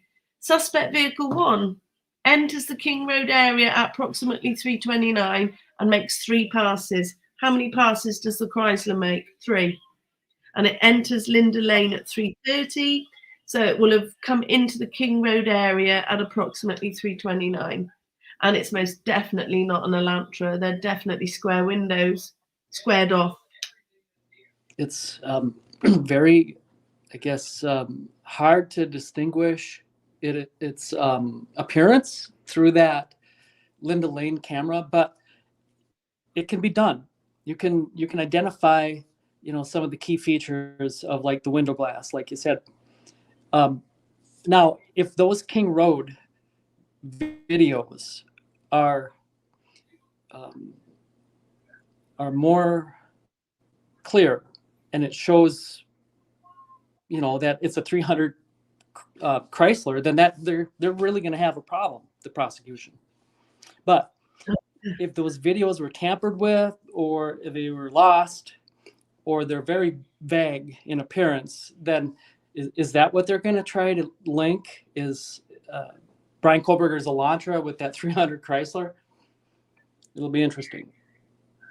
There's a moment as it pulls round, because notice it never reverses. The alleged Elantra comes in, takes its time, reverses, and drives back out the first time, doesn't it? And I think that's around 4:05. The Chrysler, alleged Chrysler, comes in at 3:30 and just drives straight round. And then it comes in at something like 3:39, does the same. And then the last one is 3:56, and it just drives round. But as it drives round, you can't really make a lot out. But as it's disappearing on that last spot, you can see quite clearly the squared off window. It's that moment where you're like, that's not an Elantra, without a doubt. But like you said, has it been tampered with? I think the audio might have been. I haven't bothered believing any of the audio, but I'm quite interested in the visuals. Yeah, they're two totally different cars altogether. Yeah. So if they're trying to insinuate that that's his car, now they can get away with it if it's a 2011 to 2013 Elantra. But if they're trying to pin their hopes on that car, this touch DNA is a fiction. This car is a 300. I mean, it seems like, they don't dare go to trial with this case. There's no way. I wouldn't want to be the prosecutor. There'd be no case to make. Well, I think, the fact they were, at the beginning, when the PCA came out, it's like, we need to know that you would accept this PCA without the DNA on the sheath. That said a lot to me right then. And right now I'm thinking, that's all they had. There's nothing else, in my opinion, that could ever suggest that Coburger went into the property and did those crimes. That they've got a guy who's admitted he was driving around, yet there are other vehicles in the area driving around. There are other phones pinging in the area. How are they going to prove? If a jury finds him guilty on that, then that's terrifying. I can't see their case. I can't see it. Yet other people can. They listen to Coffin Duffer and News Nation, and they are convinced this man is guilty. I can't even find a motive. If a jury can convict him on that, then that jury is compromised. Yeah, definitely. In fact, the grand jury with 6 people wanting more information gave me hope that he might get a decent jury if it goes to trial. People are using their brains, their thinking. Yeah. Yeah, I'm surprised Ann Taylor hasn't tried to get this tried somewhere else. That's been a surprise to me. Well, too early for that. They still have to get all their discovery. Okay, so they have that day may be coming, but there's a day for that. But it hasn't. We haven't been to that date yet. Okay, thank you. Yeah, all of that stuff's a bit confusing. So much going on, isn't there? You know, and like Estrella says as well, the audio, you're right, doesn't sound like a Hyundai. But the other thing, if let's say the 405 car had something to do with this, the one that looks more like the Elantra, how sus is the SUV Hummer type vehicle? You hear a car screeching away, and the minute it does, someone comes out and gets in that truck and drives off. Why isn't that vehicle suspicious? Have they cleared it? If I were the defense, I'd want to know, have you spoken to the runners on the Banfield? Who are those people? They were coming from the house. You originally said the crimes were between 3 and 4. This is 3:12. You've got runners. Who are they? They're running towards Sigma Chi. Is it Chi or Kai? I've always said Kai. Kai. There's no cameras at Sigma Chi, so unless they can see who they are, there's those suspects there. You know, how there's no break-in, no sign of break-in, so they'll never know if that door was locked or not, or if they were let in, or if they were already in the house. You've got there's vehicles while the police are on the Banfield going past. Have they eliminated those? Have they checked their vehicles? Did they check Jack D's residence? Did they check Jack Showalter's car, his residence? Did they do all of this before they cleared them? Highly unlikely. And yet they've got all these warrants for Coburg, and they found no victim DNA anywhere. I can't work out how they cleared those people so quickly. I don't think they will have searched anyone else. I might be completely wrong, but I don't know. Would they have searched? Have they taken, for example, Jack D's word for it and his housemates? He was asleep. He was asleep. His DNA is going to be in the house anyway. Did they search inside his home, his car, not that he'd use a car, but did they check his clothes? Did they check where they left the trash out the back of 1122 King Road for a long, long time? Ignored a glove.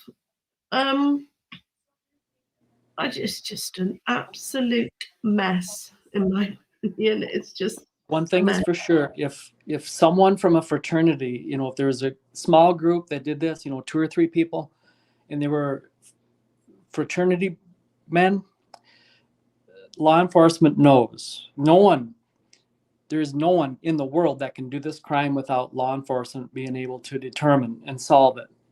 But it seems that even from day one, because it came out this way through that first press conference on the 16th.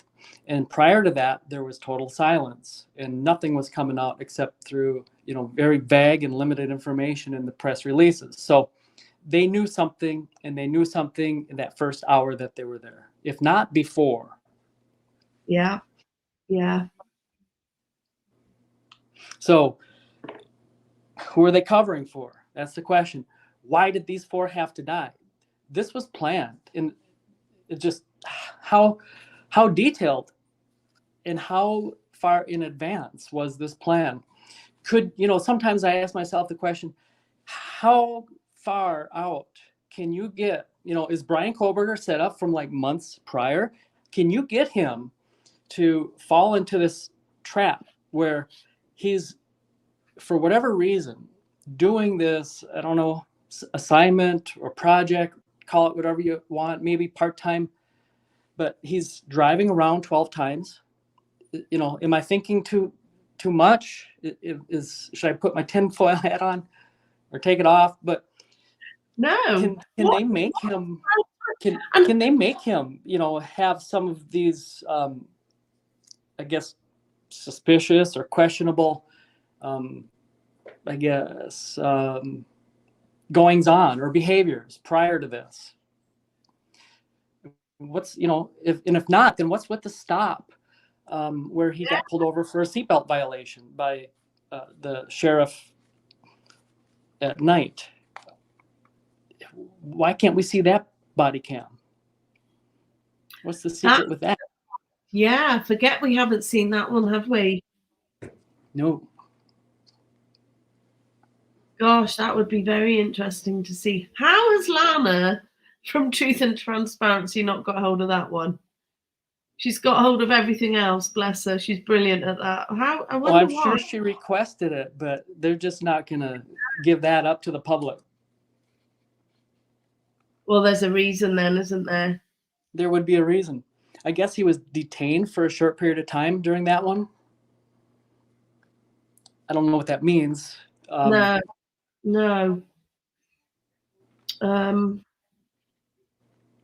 He wasn't cited for, being under the influence, obviously. Well, he'd have been arrested, wouldn't he? I don't think he was arrested. Well, you can be detained for a while if they suspect you of drinking, and then you turn out you're just tired. You weaved because I was tired, but you passed all the, tests that they give you on the roadside. You blew into that thing, and it blew 0.000, and they're like, well, my bad. Go about your way. I guess that'd be detained, right? Yeah. Sorry, I was just reading Danger Zone. I can see you dodging all my tough questions. I have them. I'm sorry. I'm trying to keep an eye on chat as well. What was the tough question, Danger Zone? Danger Zone. 9 police cruisers. That was interesting, wasn't it? Here we are. What about the person that walked from the dumpster towards the house and the accelerates behind the planet towards the house? Doesn't that have to be explained? What are the accelerates behind? Sorry, I'm not.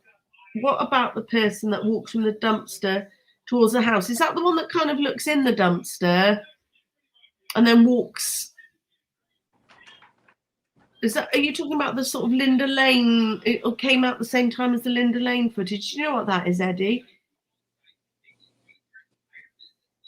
I don't quite know what the accelerates are that you're referring to. Towards the house. I don't know what that means. Explain, Danger Zone. Yes, around the 3:14. Well, yeah, it is odd, isn't it, that that guy kind of walked up to the dumpster, seemed to look in it. But I do feel he just walked off with his phone, but it had the torch on. Am I right? Oh, you mean the Banfield lot Danger Zone, the walk into jogging? You mean the ones that were caught on? Even Banfield mentioned them. The runners. And that one, he went. Sorry, I'm getting really confused. He went from a. I don't know if I've seen that. Do you know what he's talking about, Eddie? Oh, let's see. No, the accelerants. Is that it? He went from. What's that? You know, if it has anything to do with the Linda Lane, I'll be honest with y'all. I really don't invest a whole lot of time in those. No. So I'm really not the go-to. I've been a little frustrated with shapes that people see in car reflections and phones because I can't see them. I don't know. I've tried really hard and I can't see what everyone else is seeing. And I'm not sure about this Fight Club either. What do you think about that, Eddie? I have done. I'm new to that. I've really never heard anything about that before. I'm behind when it comes to that. I have heard lately some discussion about that, but I'm lost. I've frozen. Look, I think I look like I've fallen asleep. Yeah, I have to say, there's a lot of talk at the moment about Joe Vida being in charge of a fight club, and this big fight was going down. Now, I do believe, because Cara, Zana's mum, did confirm that there was an argument at the frat that night between Ethan and I think Loach. I think there was an argument. So I'm more inclined to believe that. But there's this big rumor that there's this big fight club that went wrong, and Zana and Ethan went to this fight club. I don't see the proof. I've seen no proof of it. If anyone else has, I would genuinely love to know what that is, but I just can't find any proof. There's a lot of talk about it, and people say, yeah, we know this has happened. We know there was a fight club, but then there's nothing to back it up. So it's up in the air for me. Yeah. Well, there again, let's just say for the sake of argument that there was a fight, right? Yeah. Then that would be motive. Now, an investigator, of course, if we know it, they know it. So there's your motive. They would look into that, and if that is, the real, I guess, trigger for this crime, then again, they know who did it for real, and why are they framing this guy? That's always the question. That's always where it comes around to, that question. Who are they covering for? Why does this have to have someone being covered for? Yeah. I agree, because I think some of those early Reddit 4chan posts made much more sense to me than Brian being the perpetrator. And who has no motive? Exactly. I think wouldn't it make sense that someone on roids who's had a fight with, I'm not saying it was a physical fight, but at the frat with Ethan, was raging, because it's a crime of rage to me, then followed him home and carried it on. Oh, I think can you see me, guys, or hear me? Because my computer's gone weird. I can hear you, Eddie. Can you hear me? I can hear you. I've got a white computer screen in front of me. Oh, no. Oh, gosh. I thought this would be performing well after I cleared my desktop today. Oh, my God, I've got nothing. Please bear with me.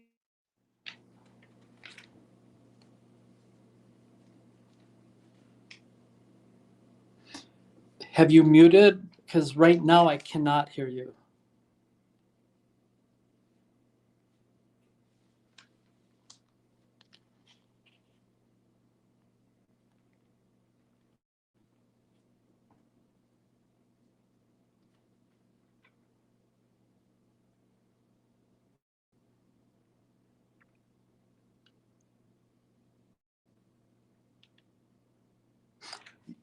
You guys can still hear me?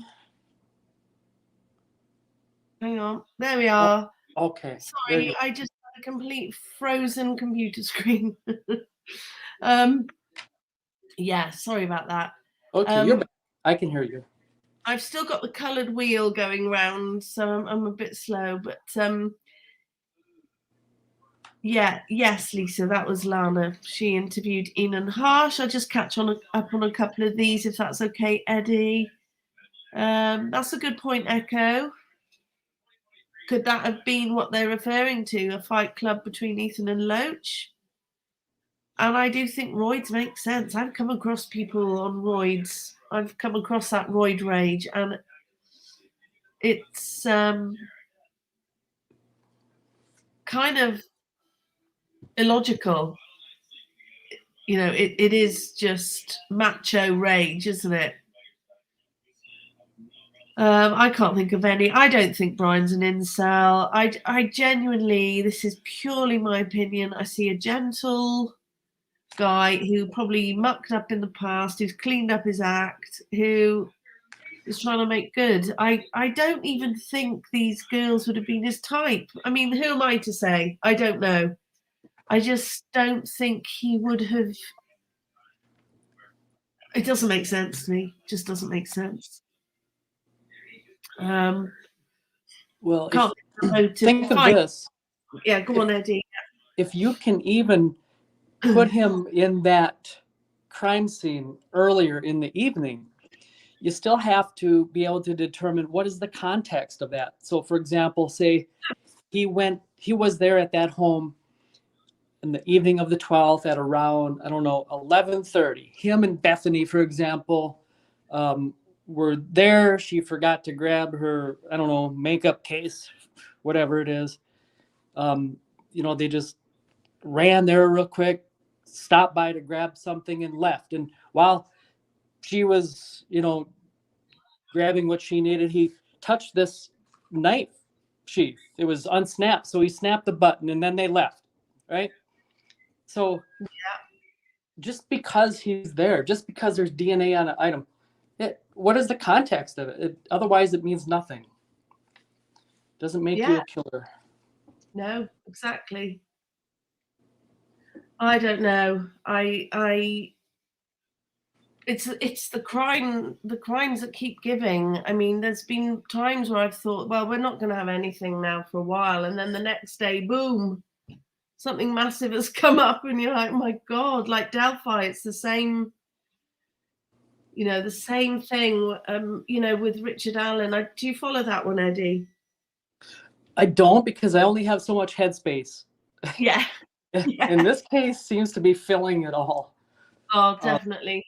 But you'd never say that there's nothing to talk about now, so we'll just explore other things. Because I'll tell you what, watch the number of people during a stream that are like watching now. And when has to do with Idaho 4, the numbers are up.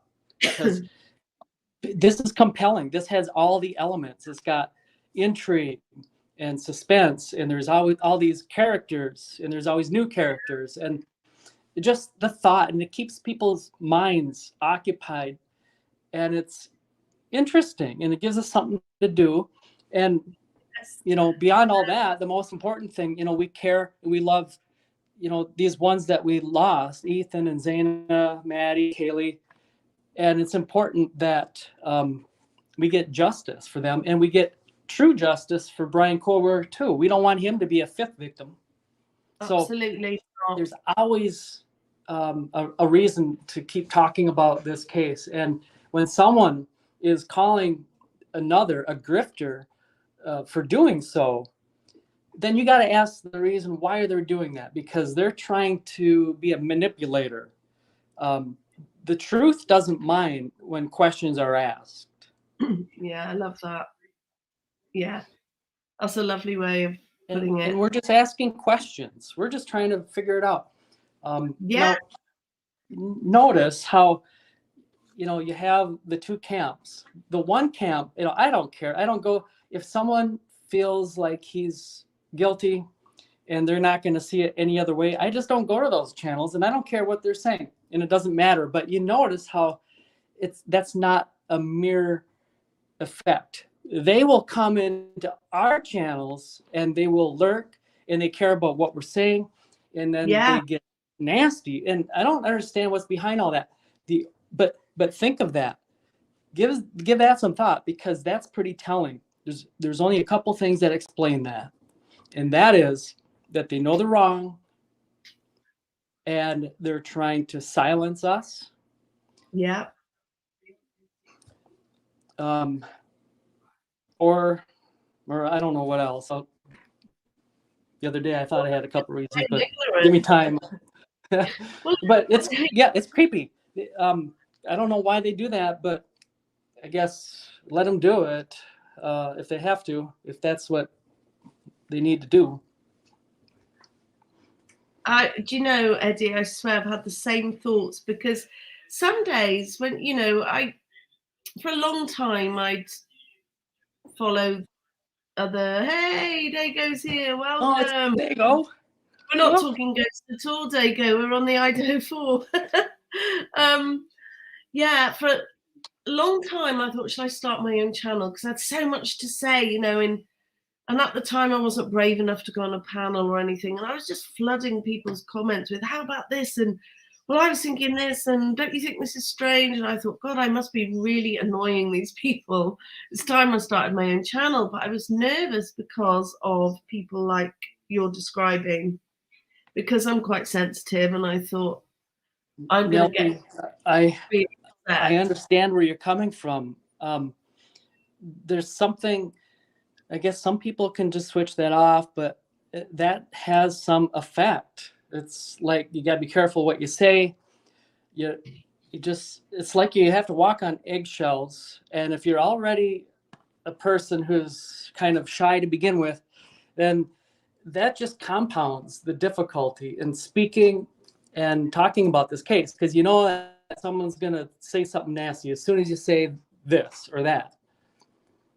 There's some really vicious people out there. Do you know, I had one guy, he really freaked me out to the point this was before they got Brian, I sent his link.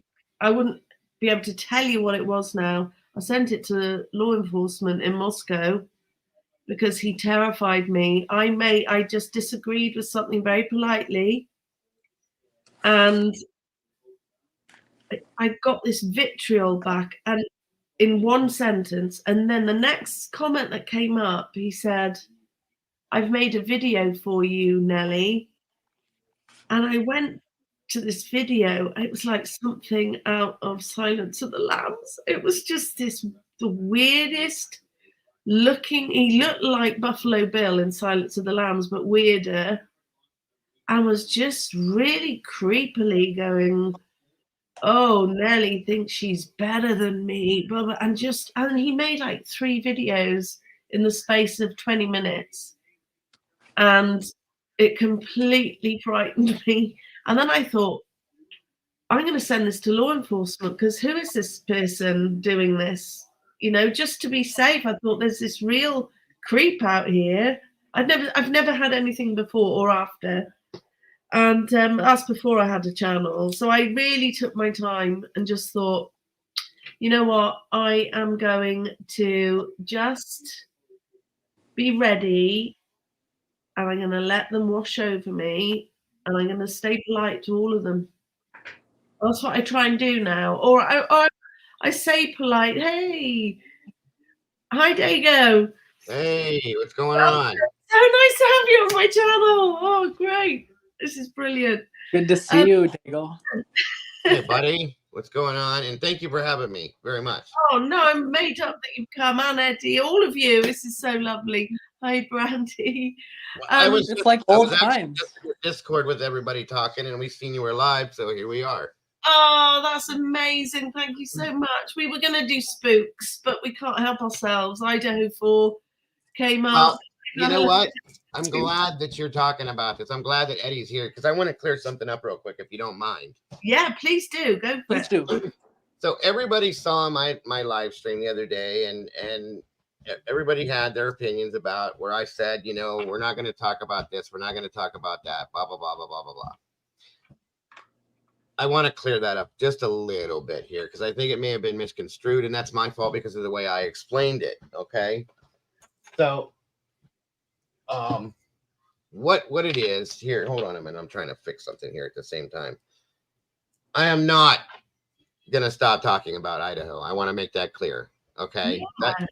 That's not what I meant. And it was really, I think I over exaggerated something to make a simple statement, and I did. All I really meant is that I need to clean up some of what comes through my channel about Idaho. Okay, and that's all that it is. So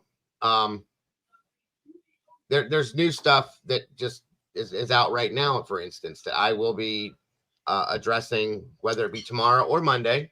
Okay, this IgG stuff is absolutely insane, so Yeah. I'm going to be talking about that. But I'm just basically going to be cleaning it up and regulating certain things. This has nothing to do with anybody else. No, I have no fear of anybody. I have no worries about anybody. Nobody's making me do this. It's something that I was planning on doing, but that one episode really got to me that I allowed that to be said. And I'm really, really like ashamed of that. That's my fault. And I take full accountability that that was allowed. Those are the types of things I'm talking about. Nothing else. That's all. You don't need to be ashamed for anything, Dago, at all. Well, you know, we're still human.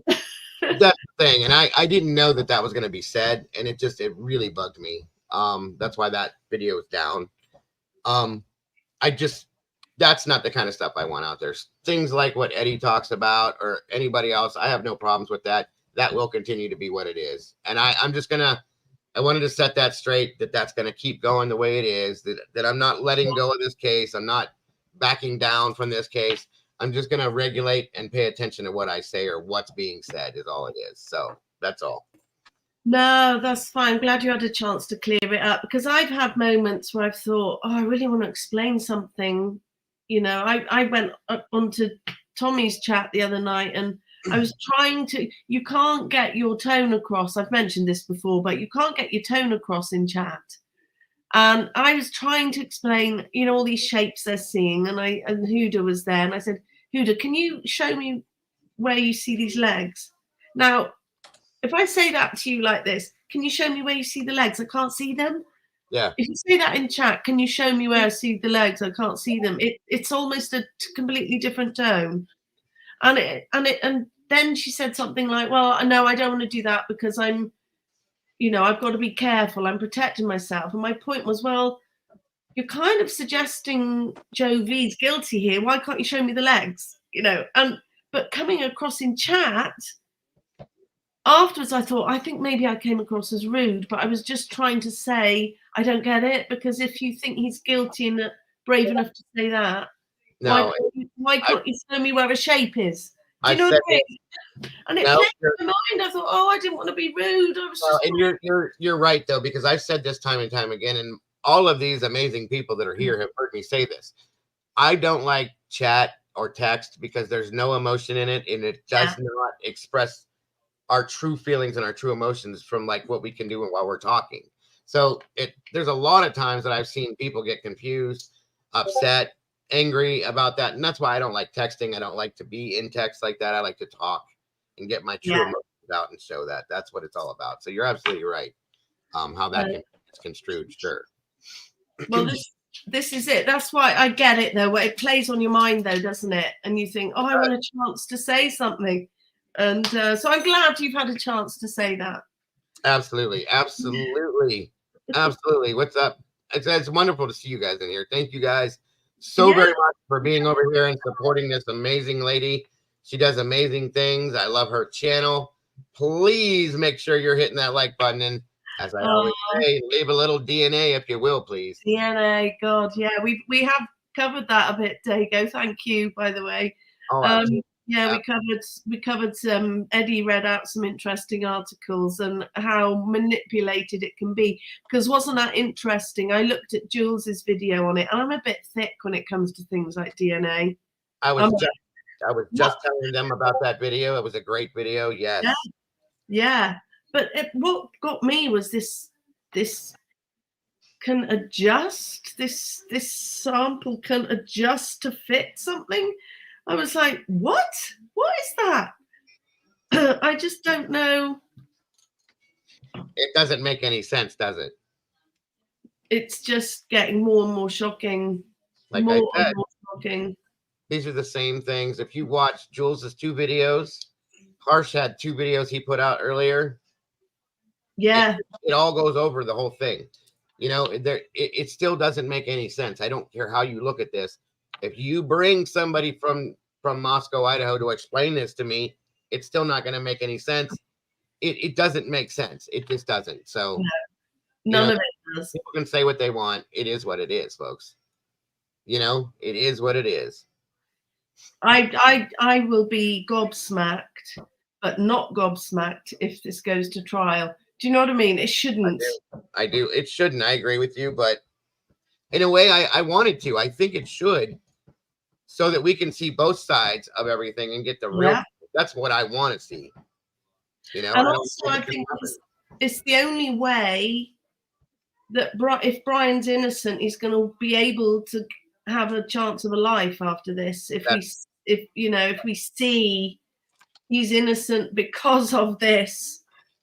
If it didn't go to trial, he'd still have so many haters, I think.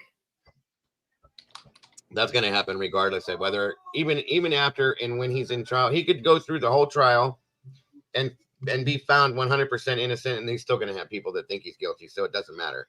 No. You know, that's how that's going to work. Either way, you know, I've said before,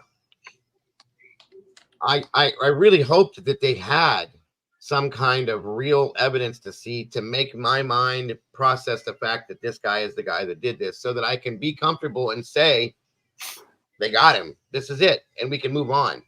Yeah. I don't expect that to happen. I've tried to look at all aspects with this, and I just can't convince myself. So yeah, the one thing I keep forgetting about actually is this exculpatory evidence that Bethany's supposed to have. I keep forgetting about it and how it then went to grand jury, because that, obviously, because we haven't had this preliminary hearing, it hasn't come out. What do you reckon it is? I'm racking my brains. I can't. I have tried for almost a year now to figure out what in the hell, excuse my language, she could. Oh no, you can say anything on here. I don't mind. She possibly could have that could be exculpatory to his innocence or not. You know what I mean? And I can't think of anything that matches up with anything else that we know already. So that's why that's so difficult. The thing that caught my attention, I'll say this much. When they went to Bethany, when they came up with this whole exculpatory evidence thing, then they wanted to interview her, okay? And she absolutely did not want to come back to Idaho for whatever reason. She did not want to be here for whatever reason. So they set up an interview to go to Nevada to sit down with her and interview her there. Yeah. And then amazingly enough, within days, it seemed to be, not even, boom, there was a secret indictment overnight. Yeah. That was crazy to me. I'm sorry, but it was. And that told me that there's something. That's where I started putting things together in my own mind. Okay. Whether I'm right or I'm wrong, I don't know, but it's definitely not. There's something definitely not right with that. Yeah. Yes. I completely agree. Right. So it could be anything. It could be that, you know, because we don't truly know if Bethany was in the house the whole time. No. We don't truly know if Bethany was in the house, you know, at that specific time. We don't know if Bethany saw something at that time that had anything to do with maybe she saw something, maybe she saw somebody. They mentioned something that she may have seen out her window. Yeah. Maybe that has something to do with it. You know what I mean? That's the only thing that I could put together in my mind. Or maybe Maybe it has something to do with the fact that we heard that her and Dylan were back and forth the whole time during the commission of the crime on their phones. Okay. Yeah. Maybe there's something that either Bethany said in that conversation or she received in that conversation that gives her the exculpatory evidence towards that situation. I don't know, but it's another thought. You know what I mean? Yeah. And that's what Danger is saying. She probably saw or heard something that didn't point to the state's chosen suspect, and she's being silenced. And I absolutely agree with Dan. That was partially what my thought was on that too. That's a very good point, Dan, and that's my thought. That's what it was. Yeah, I agree. And they've said no, you're not going to talk about that. That's something you need to keep to yourself at this point. Yeah. And of course, we've got the story that changed. I keep drumming on about this, but I can't get my head around the fact that for a long time, Bethany and Dylan were out separately and home by 1 a.m. Then all of a sudden, Bethany was actually at the party till 1:45 and knew that everyone was home by 2. So Bethany conveniently suddenly filled in all the time gaps. You know, Xana and Ethan were missing from 9. Xana's father's been ignored, who said she was home eating pizza with Ethan at around midnight. We have no idea where Dylan was. But surely, you know, Sigma is what? A 2-minute walk, 3-minute walk, really. Bethany must have either gone seconds before them or seconds after them or left with them to know that they left at 1:45 and got home by 2. She knew, according to law enforcement. So how did she do that when she was originally home by 1? That's a good point. I've always wondered about that whole scenario. The fight that happened, and that's been verified. It's been verified who broke the fight up, supposedly. And then they go home. And we hear that they're sitting at home. That's been verified too. That they were home at midnight, supposedly, eating pizza, watching a movie. Okay. Yeah. That's been talked about. But I also said early on when that was brought up that if I had a child or if I was a child in college and my father called me and said, "Hey, what are you doing?" "Well, I'm at home with my boyfriend watching TV, Dad. Everything's fine. Don't worry about it." Is that really what happened, or was she really home with Ethan at midnight? Especially if there was a conflict going on. That's what I mean. Yeah. You know, did she say that just to make her father feel good, safe, get safe and comfortable? And I said that early on when that statement was brought up. Yeah. That I would have said that to my parents too, just so that they'd relax. You know what I mean? And it made me wonder, is that what happened? So do we know for a fact that they were there? We know what we were told based on what they told him. Yeah. So that would make sense. So if that's the case, why did nobody come forward for all those weeks until the PCA, I think it was, to say where Xana and Ethan actually were? That's a good point. Very good point. Nobody. Even Brian Enton is like, there's this gap missing from 9 o'clock. There's this gap missing. Is that where a fight club comes into play, maybe? I don't know. It could be. It could be. You know, they're even from 9, if they were home by midnight, we'll just say that. 9 to 10, 10 to 11, 11, 12. That's 3 hours still. What did they do for that 3 hours if they were really home at midnight? Okay. Yeah. And what if they weren't? What if they stayed out till 1:45?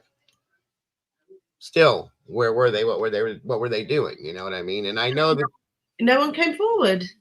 And we according to law enforcement. So and then in the PCA, this is what it actually says. They were seen by BF at Sigma Chi until 1:45. So other people must have seen them there. And yet we had weeks of where were they after 9 o'clock? So it makes me wonder, though, that statement that you just made, and I thought about this a while back. I didn't really touch on it a lot because I didn't put a lot into it, but they were seen by BF till 145 at Sigma Chi, right? Maybe that's the exculpatory evidence. Maybe that's not right. Yeah. Maybe something about that is different. And she had a completely different version of that story. Because I had thought this exculpatory, you know, along the same lines, is exactly that she said something in an early interview that has been left out of the PCA and the evidence. Yes, that's what I'm saying. And Taylor has seen it. And I think that could be it, this change of narrative. Yeah, very much so. Very much so. And another great point, Danger says other people came back to the house with them. That's something else. Yeah, I've thought of that. Very possible. Because they have friends. They do their own thing. That house is a house where everybody goes to. I thought that was very likely, that they had people back. Or even Dylan brought people back, because do you remember Fry said there were other people out in that house that night? Yes. There were other people there. He wouldn't confirm it was just the housemates. And I don't think, because something struck me with Steve Gonzalez the other day. He said they did everything right. They did everything right. They walked together. They had someone walk with them. They got the same driver. They got home. They went to bed. So if they did everything right, why didn't they lock the door? You know, I just... Right. What are the chances that someone like Brian comes along and it's like, oh, God, the slide is open, back of the net. You know, I think either there's someone in there, someone knew the code, or someone let them in. My opinion. I agree. I can agree with that, because there doesn't seem to be anything else that makes much sense. No. It's a mess, isn't it? I just feel it's a complete mess. I didn't mean to cut anything off you were saying, Eddie. If I interrupted, my deepest apologies. No, not at all. I'm just happy that you're here this evening. But thank you for covering, you know, earlier you spoke about, you know, because I was concerned that someone had like coerced you, or there was, you know, some conflict with another creator. No. But that's No, great to hear. I don't think I think I underworded it, and I didn't make it sound correct, for lack of better terms, underword, whatever that means. I didn't word it correctly, I should say. I'm sorry. And I was the whole time I was explaining that, I was trying to think of the way to put it to sound right, and I didn't. So my apologies for that. There's not going to be any dramatic visual changes, but I will stand fast by the fact that I won't allow like mutant garbage to come out on my channel, is what I'm saying. Like, certain things are just crossing the line, and I will not allow anything that could possibly be abusive to the families or anything like that. That's all I was really trying to say. I just won't allow for that. And that's something that was planned way before anything else was talked about. So no worries, buddy. No worries whatsoever. I still do. A part of me still does feel that the reason why we must be attacked is that our voice is strengthening, and it contradicts their narrative. Like, we have to be censored or muted. I do think if we continue to keep talking about this, that, and I don't want to spook anyone, although this evening's topic is about spook, but so this is kind of maybe a neat tie-in, but not to spook anyone, but I do think if we continue to keep talking about this, that we are going to be attacked. So yeah, we're too close. There's a lot of power that is concealing the truth here, and that is kind of spooky, for real.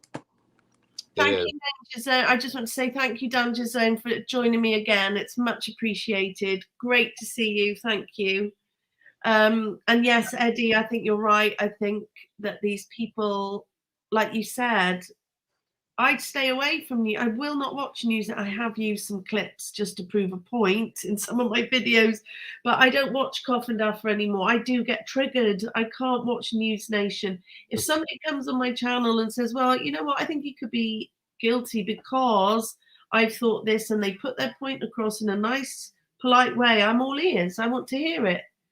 But I'm not going to be... Danger Zone. I'm sorry, Nelly. I didn't mean to interrupt you. No, go ahead. Oh, I just wanted to tell Dan to have a good night. Take care. That's all. Yeah, good night. You know, I'm quite happy to debate and have pleasant conversations about it all. But like Eddie says, they come along and they're really disruptive and they insult you. And what's wrong with you? What the hell is wrong with you people? This guy is guilty and you're just anything for clicks and all. And you just have to kind of let it go over your head and say, you know what, bye. Go to News Station. You really do. You just got to keep ignore most of it. It's not for clicks. It's not for because people are going to look at it from both sides of the track anyway. So that has nothing to do with it, guys. Thanks, Dan. Have a good night, buddy. So yeah, it has nothing to do with it. Nothing at all. No, we never thought so for a minute. That's just a manipulation technique. But when the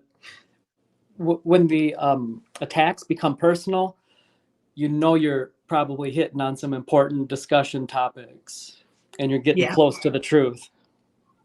Makes you wonder who's making the comments as well. I saw an interesting comment in the chat, and I won't reference the name of which content creator Dago's show was about that evening, but y'all can probably put it together. And by the way, I would encourage everyone to not have anything ever, no negative comments toward any of the creators, regardless of who. Why stoop to that level? That's just right. Don't do that. Just refrain, as hard as it might be, but I'm not going to return, you know. Normally, and that's you're absolutely right. I normally would never ever do something like that. That was way out of my scale when I did that. But I was kind of enticed in a sense to. Oh yeah, you're provoked. It's certainly an answer. Okay. And I'm not gonna stand there and just let somebody beat on me like an old dog for a certain amount of time. I've always tried to be the bigger person, and I've always tried to be, you know, just the better person, I guess you could say, and not respond to things like that. But at some point, enough is enough. That's why I said it. I tried to have a conversation with this person. It is what it is, folks. You know, you can only do what you can do. That's all there is to it. Yeah. So, well, yeah, there's no, by the way, nobody can win an argument with him. You are correct. The comment, the comment that I was, that I had noticed is someone said, you know, something to the effect of, is he a paid agent for damage control? And that was very profound. You have to give something like that some thought. It makes you wonder. I remember the comment. I think there's a few of them out there, actually. What else would drive someone? Are they just that obsessed? Or is there a driving force behind them doing this? Hate mongers feel that way. I mean, jealousy can be that way, but I hate to say that there's anything to be jealous of, but it is what it is.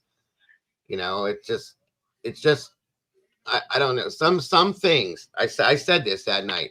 He was right about a couple things, that person, that were going on in my channel. A couple. Okay. And I needed to take a look at that, which is what I just talked about. And that's that, you know, but everything else, I mean, it's just ridiculous. It is. The way that things are portrayed, the things that are made up about it, the things that are done about it, just, and all of that to the side, just talking to somebody the way that people do. Yeah, no respect, no. Bullying is a real thing, whether it's between children or adults. Yeah. It happens, folks. It does. Yeah.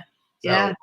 you know, and there's other ways of handling that stuff. So Definitely. I see I'm it not everywhere. gonna be that poor person. Yeah. Well, oh my goodness. I think I've missed a super sticker. Oh, thank you so much. That's so kind. I'm just still in awe of people giving me money. That's really kind of you. Thank you so much. Guys, I hope you don't mind. I'm going to wrap it up because I don't feel very well. Oh, I'm sorry. It's just this cold. It's really weird. I had COVID about maybe 3 weeks, month ago, and I got over that and I was negative, and then I was fine. And then I feel like, I can't remember what day it was this week. I felt all shivery and horrible again. Then I felt better again. And then I woke up feeling like I had COVID again. And I haven't got any tests, so I don't know. But I feel as the night's going on, I can feel myself just like going, oh, I can feel it all coming back. It's just going round in circles. I'm just 1 minute, I'm like, I'm fine today. And then the next minute, I feel like someone's kicked me around the room. It's really weird. My sister just tested positive for it again. She works in the healthcare field, of course, and it's going round and running its circle again through here. You know, it's not good. Well, I escaped it the whole way through until 3 weeks ago, and I'm wondering if it ever actually went. And it feels like it was 3 weeks ago, and I just feel. How long has it been since you tested negative? Probably about 3 weeks. Okay, because typically I wouldn't imagine you could pick it up so fast again because of the antibodies and stuff like that. But these new strains I've heard are very, very, very strong. I mean, and maybe you have something else that you're working on, Nelly. You know what I mean? Yeah. But there's something not right. There's a lot of. Listen, guys. I've been sick on and off for over a month.